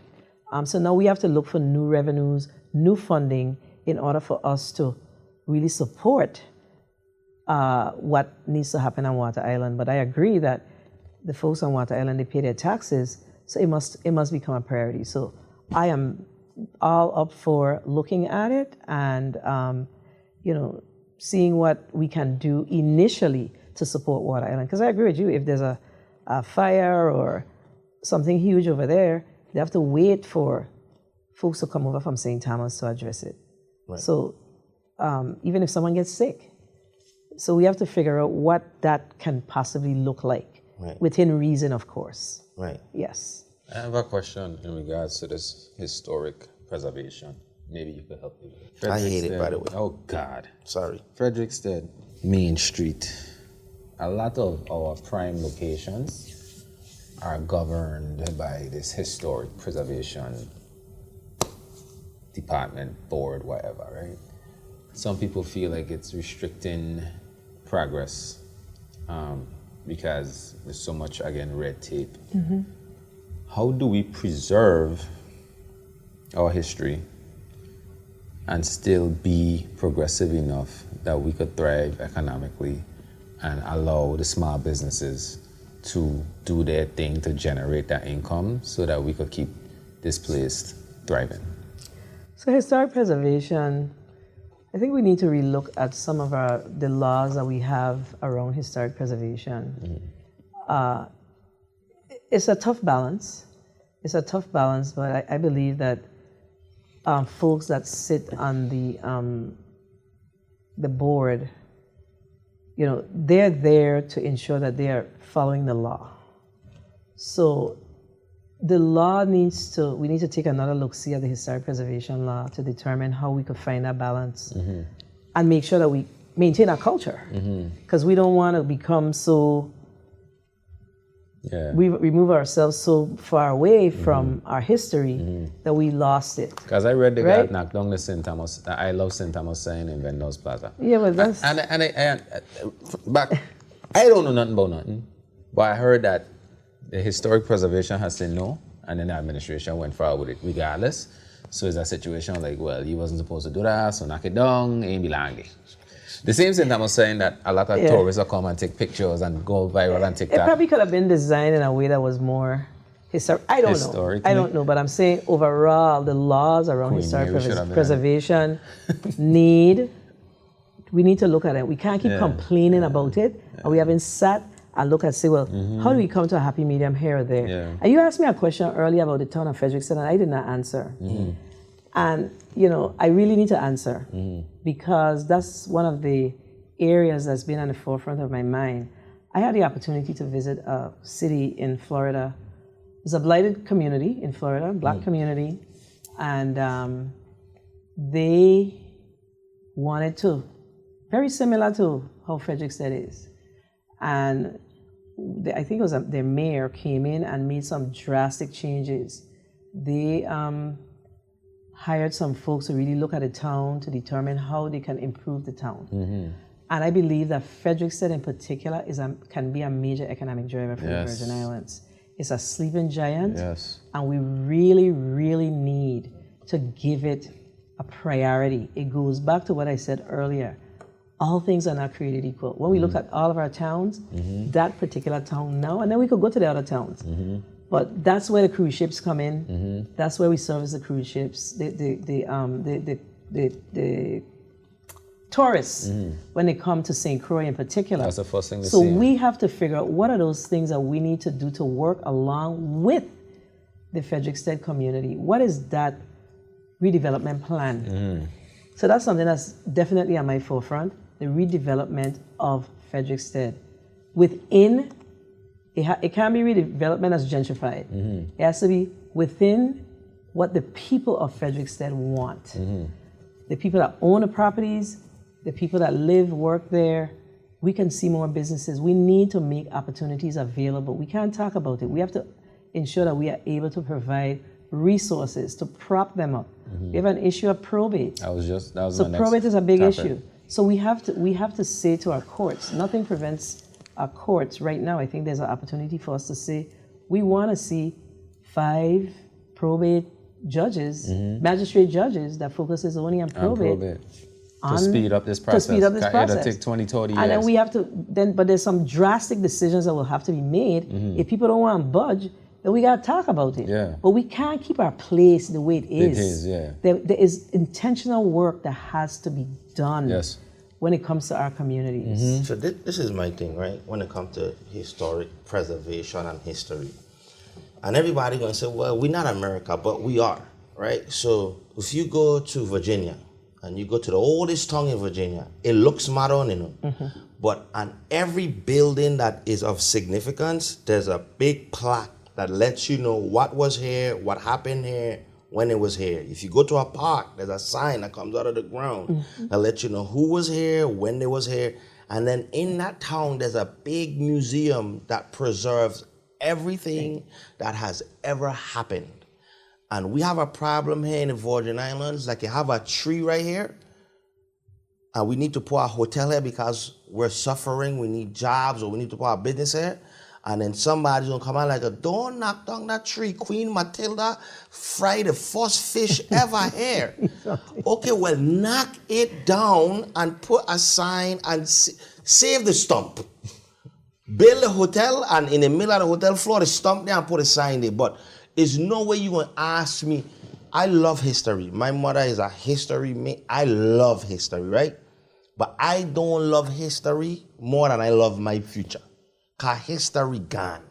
I just need to remember it, recognize it, and honor it. But don't ask me to make my children, my community, or whatever we get going on, progress suffer because you don't want to knock down this building, or you don't want to refurbish this building, or somebody ain't all about this building. So guess what's going to happen now? For the next 30 years, we're going to be hungry, and the building don't eat food. The building don't create jobs. And they don't feed nobody. It can't even shelter you in a hurricane, Exactly. But it is. But you can't get rid of your culture fully. That's It has to be, you have to find a balance. So now, don't tell me about getting rid of our culture. I don't hear Quail Bay playing on the radio 24/7. You've already gotten rid of that. I don't see women in long skirts. We don't make pole no more. Yeah, I don't see the. Where the maypole went? That gone. What the design is that I wear? Madras. The madras. You ain't wearing madras. He ain't wearing madras. That gone. That ain't fashion no more. So I don't want to hear that. Oh, we can't get rid of our culture. Document it. That is what America is great at doing. Documenting history, preserving it in plaques. It can't stay the same forever. You know, back in the day, it used to have huts. So then why didn't we say, we don't want houses? Let's just stay in the huts because we got to preserve the culture. We're not saying that, right? We have to progress over time.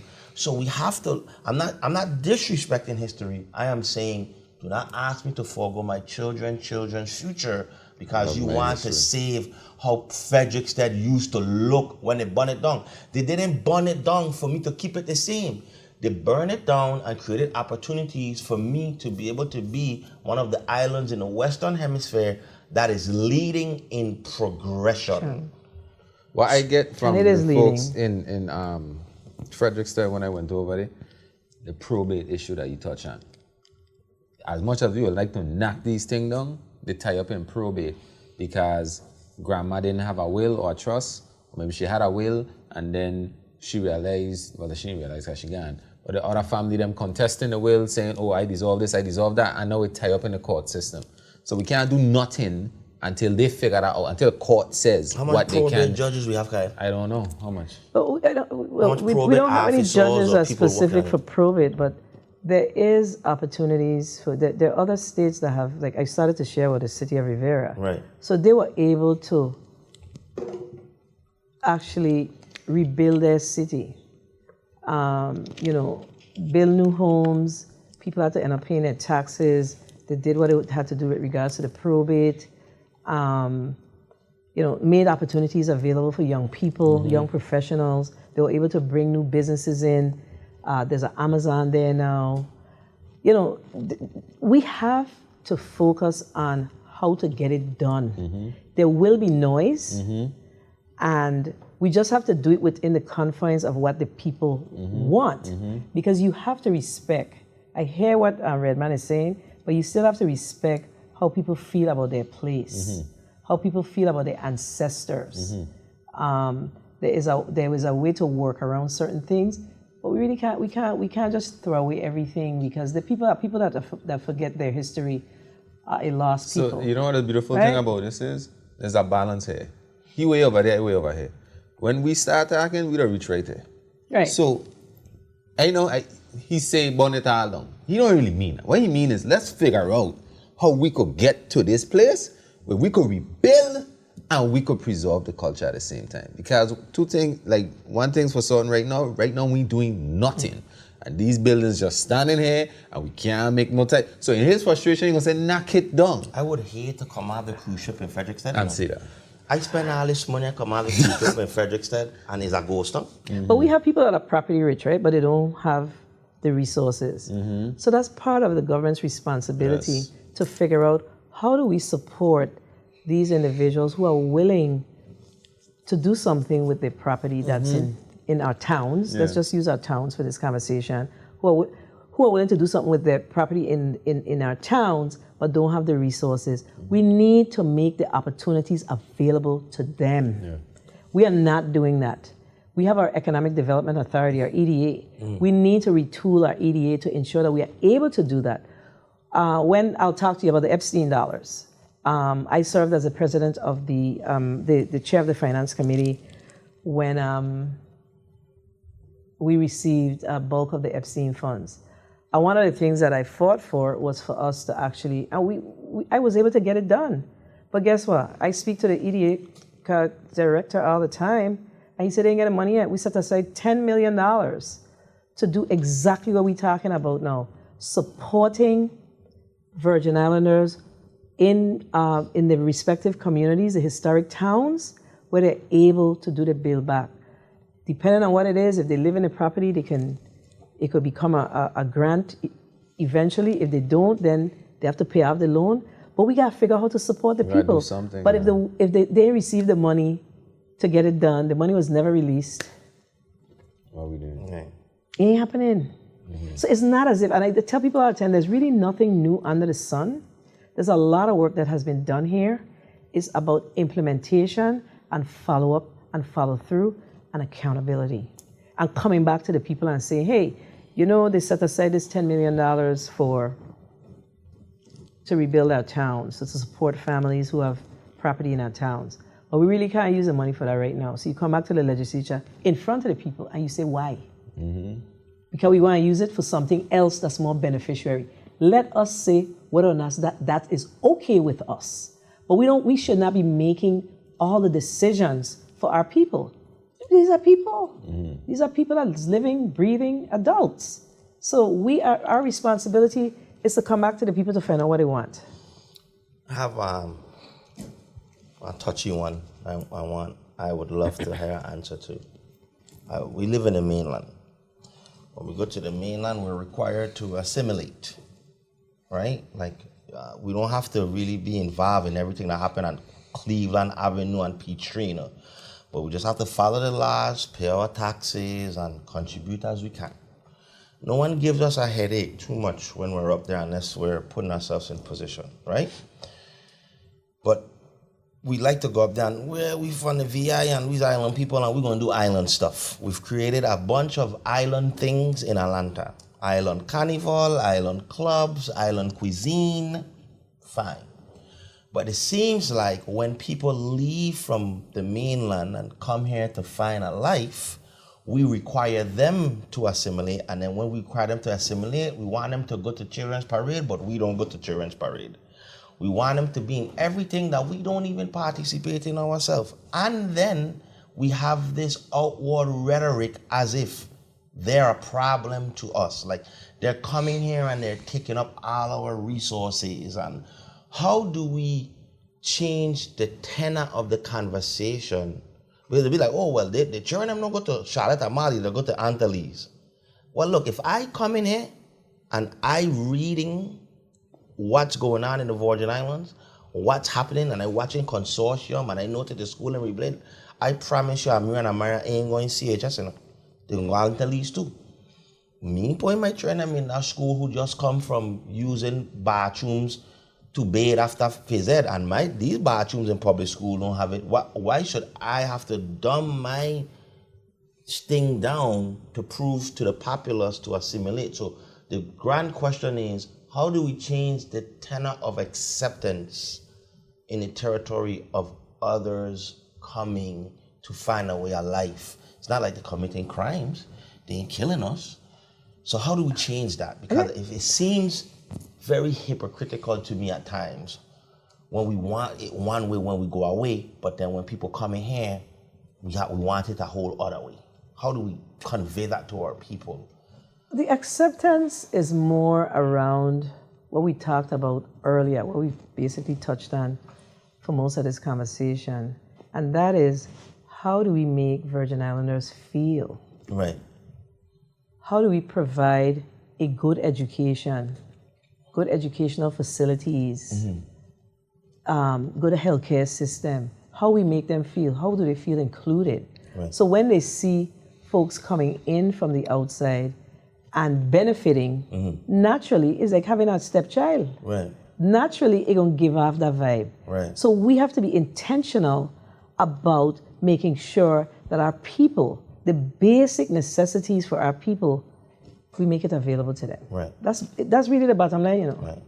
Is making people feel that they're part of the community. They're feeling undervalued. Correct. And when they see other people living a life of value, it almost seems as if we're making them value. Correct. But it's really just we making It's ourselves us. undervalued. It's our own oppression, our own way that we oppress our own people. I had a situation, I think it was last year, the VI Slice program, right? They had announced, they made a big thing about it, about the first, I guess, recipients, or the first set of people that were able to actually close on the VI Slice program. And they put a picture of them on the internet, and it was some white people. The people went crazy. These is the people that are leaving, where they're coming from to come. Da, da, da, da, da, da. That give me a headache. Cause what your credit score is? Financial literacy. When last you pay a bill on time, right? So we cannot say we don't want certain people to have access to certain things that we don't even put ourselves in position to have access to, right? And I'm not speaking from a place of ignorance where I don't understand the hardships that a lot of our people face. Right. But it comes back to that self-accountability piece that he'll be talking about a lot. Like, what are you doing as an individual to put yourself in a position? Kyle out here screaming financial literacy. To benefit from these programs when they arise. Same. You're not prepared. So what happened is you got to see Tom come from, where Tom come from, and close on a slice loan. If that's your motivating factor, to say, no, let me go try to get a loan when you did nothing prior to that. I have clients that are going to, okay, back to that story. A lot of the comments are like, oh, I went in the bank and they denied me, but they gave me the loan. You think they denied you because your skin black and his skin white? Like, that alone is a level of ignorance is what I'd be talking about, because we're not educated when it comes to those pieces, that understanding the financial literacy thing. That bank don't care about black and white, they care about green. So if you're not in a position where you don't look like a risk to the bank, you will get the same loan that he had. But you can't 100% blame the people for feeling that way, though. Talk to me. The government, the territory has a responsibility to see exactly what you just say, and recognize that we need to promote financial literacy. Right. Financial literacy, people don't understand it, and we are not intentional about it. Remember, there was a former senator, I can't remember, I believe there was legislation that was passed about financial literacy. The thing is, we are very so structured in our thought process, financial literacy in our schools, that we believe that you have to have a pull-out class to do financial literacy. It's something called integrated in the curriculum.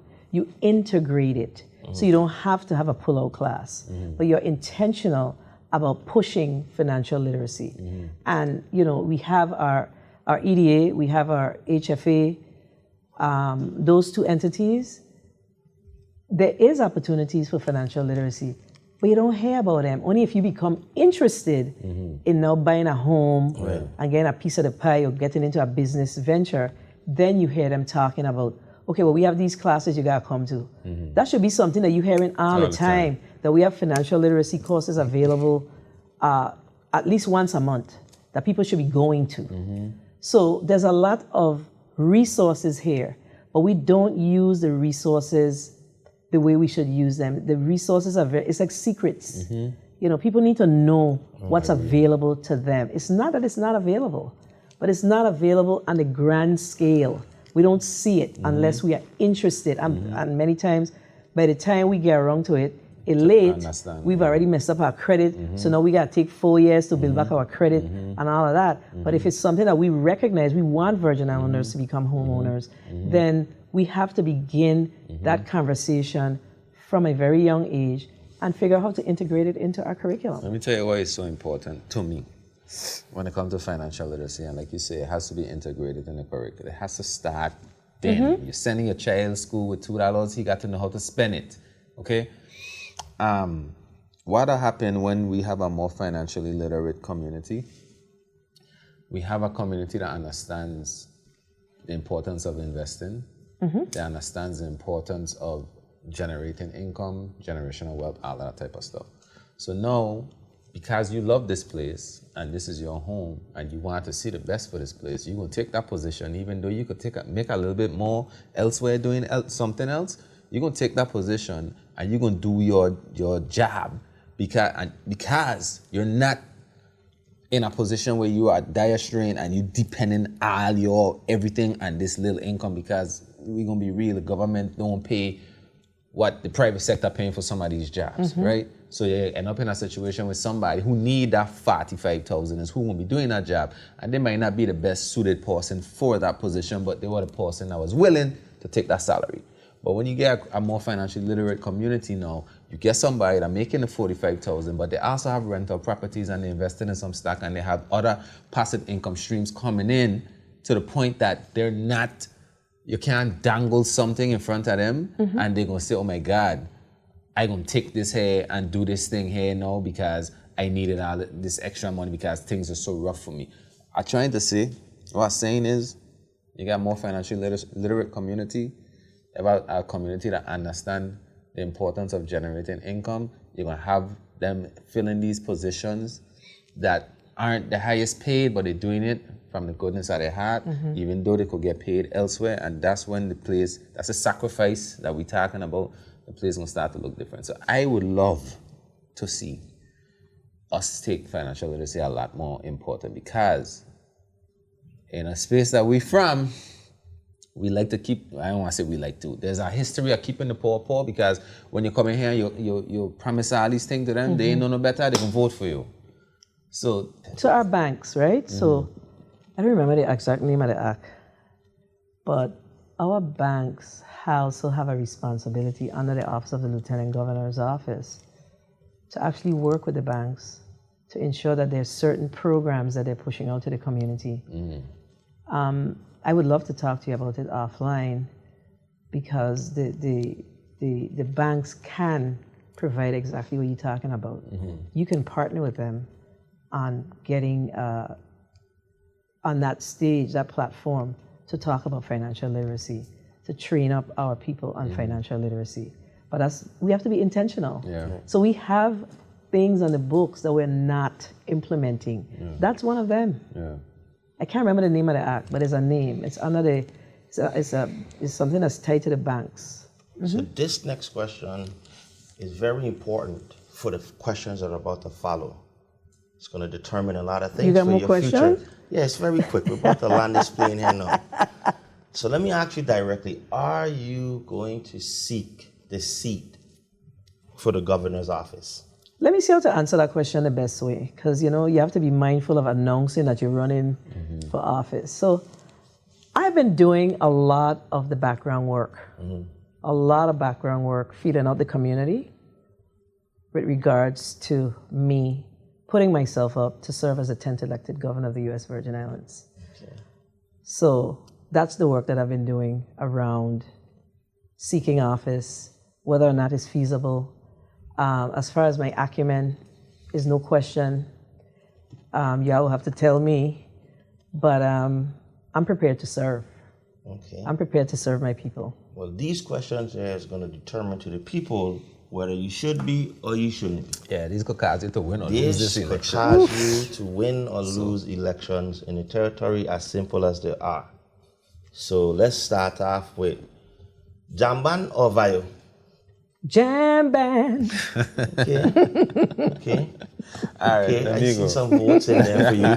Good answer. I see some votes in there for you. Hey, I could sing some jam band song for you, you know. No, you Sing see. one tune for me. Don't start Okay. here, you know. All right, we're going to do this one here now. Oh, boy. India malt or Vita malt? I grew up an Indian man, but I like vitamin. Okay. Trunk Bay or Honeymoon Beach? Honeymoon Beach. Honeymoon Beach? I would say Honeymoon Beach. Okay. That's a force. That's a first. Guess we're going to lose St. John. It's okay. I mean, I would say honeymoon. The Trunk Bay belongs to the, Trunk Bay is a federal, it's part of the National Park. You'd have to go. You know what I'm saying? Yeah. Okay, that's a good one. All right. Charlotte Amadi High School or Idorican? Well, see, one of the things I didn't tell y'all is I served as Commissioner of Education. I'm an anomaly. answer. Although my background is finance, I serve as Commissioner of Education. I was Deputy Commissioner. I moved up to Assistant Commissioner. And then I became Commissioner of Education for all of about 2 years. So for me, I can't hide my chicken hawk pride. I'm just going to be honest with you. Okay. But I will tell you that all schools here should be created equal. So I ain't going to say Ivana Idorican or Charlotte Amadi High School or Complex or Central. I ain't for all of them. Just don't show But up I to the can't next, hide my chicken hawk pride. Yeah, don't show That's up to what the I'll next say. class reunion with a fancy We're going to play that. I ain't fancy. When we come That was say big fancy CHS answer. for a big CHS function, we're going to play that. That was so political. You think it's political? Yeah. Charlotte Amadi High School. That's it. That's it. That's That's it. it. That's That's we okay. dress That's it up for that- them people. That's the school that molded me Okay. into the person Great. that I am Exactly. today. That would we That's should have it. said that for the job. Let's just keep it real. Yeah. But Yeah, there's still a the- but. The but is going to cost you a couple votes. No, the but is that I love all Virgin Islanders, regardless of what school they went to. Frederickstead or Christianstead? Well, my dad was born in LaGrange, so I got a fire burn. I can't help it. My grandmother is a Crucian. My grandmother was born in St. Croix. Her father is a Crucian. Her mother is a Crucian. So, I mean, I think some of them were from Bethlehem, but my father was born in LaGrange. So, I don't for For it. your I was a actual West woman. sense, so Frederickstead. Let me see if you're going to ask the same question. Pressure or Midnight Oh, Man? okay, good. Pressure or midnight band? Well, I'm going to tell you this. Pressure Aunt Diana, She gave me who's my no name, by the longer way. here with us. She is my mother, she's my son's godmother. Okay. So I went to school with Diana. I know them people all my life. I done with Pressure 1000. Good. Aunt Diana gave me my name, doing. She liked to give me, she tried to name my dad too. Yes. God, the one that wins it all. No. We get Oh, two boy. more. You You got want to two ask more. a million, another one I got to Oh, ask one boy. before. Okay. Gucci Link Johnny Cake or them St. Croix Johnny Cake? Gucci Link Massive. Okay, all right. Okay. Okay, good. Because them, Thank you that for ain't standing. even a Johnny Cake. Yeah, and though that was me being respectful to what they get going on over there. But I ain't gonna lie to you though. I had a post, I think about 2 festivals ago. There's a booth in St. Croix. It wearing Gucci Link. But them Johnny Cake off the chain. Yeah. Correction. Fried dumpling. They make fried dumpling. I ain't going there with you. We make Johnny cake. 2 slits in the middle mean Johnny cake. No slits Something else. is fried dumpling. Whatever else did I make in Jamaica or the island, that's fried dumpling. All right. This the one, This is the $1 million question. Oh, the boy. one hand. Okay. rooting Just for you. don't mess this up. All right. Okay? Friendships have been lost over this. Elections have been Elections lost. have been lost over this. Okay? This determines your future. Guava, coconut, or pineapple tart. So Here I we ain't gonna go. play no politics with I on this one. Good. I ain't playing no politics with I on this one. I am a coconut lover all the way. Well, what number it is? What your number is on the ballot? Roach running right. Look like Roach. Roach right here. I ain't gonna play no politics with this one. I love coconut. And Yes. that is Gee, like really? the best answer she said all day. I really love the answer. And you gave some really good answer, but that's the best one. Whatever. And I don't think we have anything else to talk about because Right. coconut tart run the road. Well, And we gonna see yeah. you in the seat. Okay, so final question. Knowledge is his form of currency, and relationships is my form of currency. As you know, money is currency. A lot of things could be currency, considered currency. We would like to know what would be your form of currency. Your most valuable, Your most valuable. valuable form of currency. Yeah.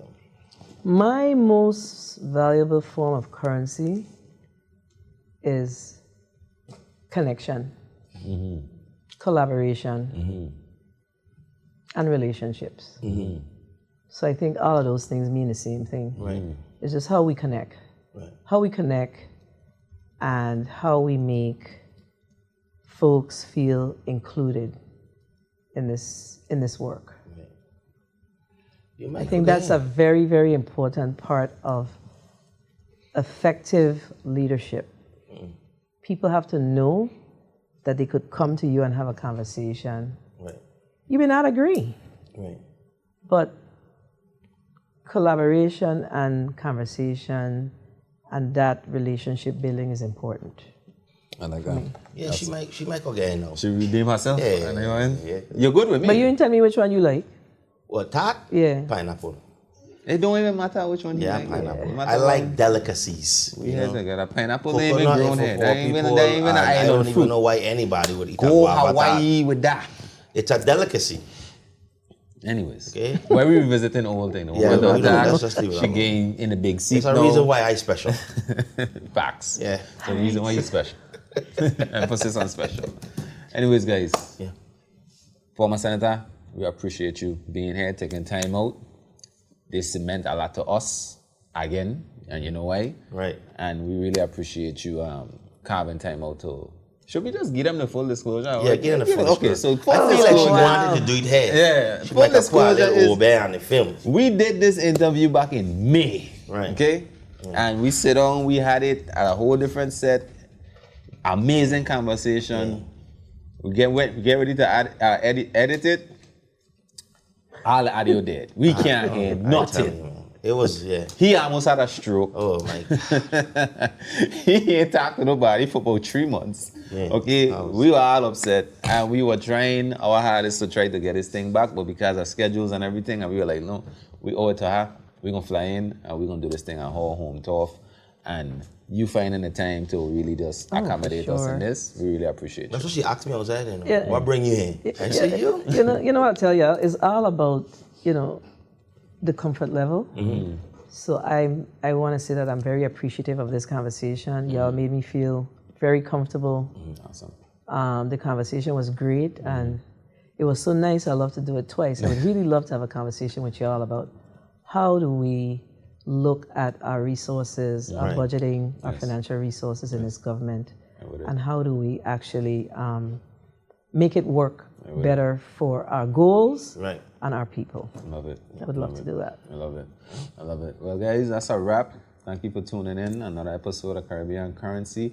Be sure to like, share, and most importantly, subscribe. And we're going to see y'all on the next episode. Caribbean currency. Peace. Wow. Just need a big bag, a big bag. I'ma get it so fast, I'm so fast. And when I get that money, I'ma make that last. Caribbean currency, we make that money last. We make it last. I just need a big bag, a big bag. I'ma get it fast, get it fast, get it fast. I just need a big bag, big bag. I just need a big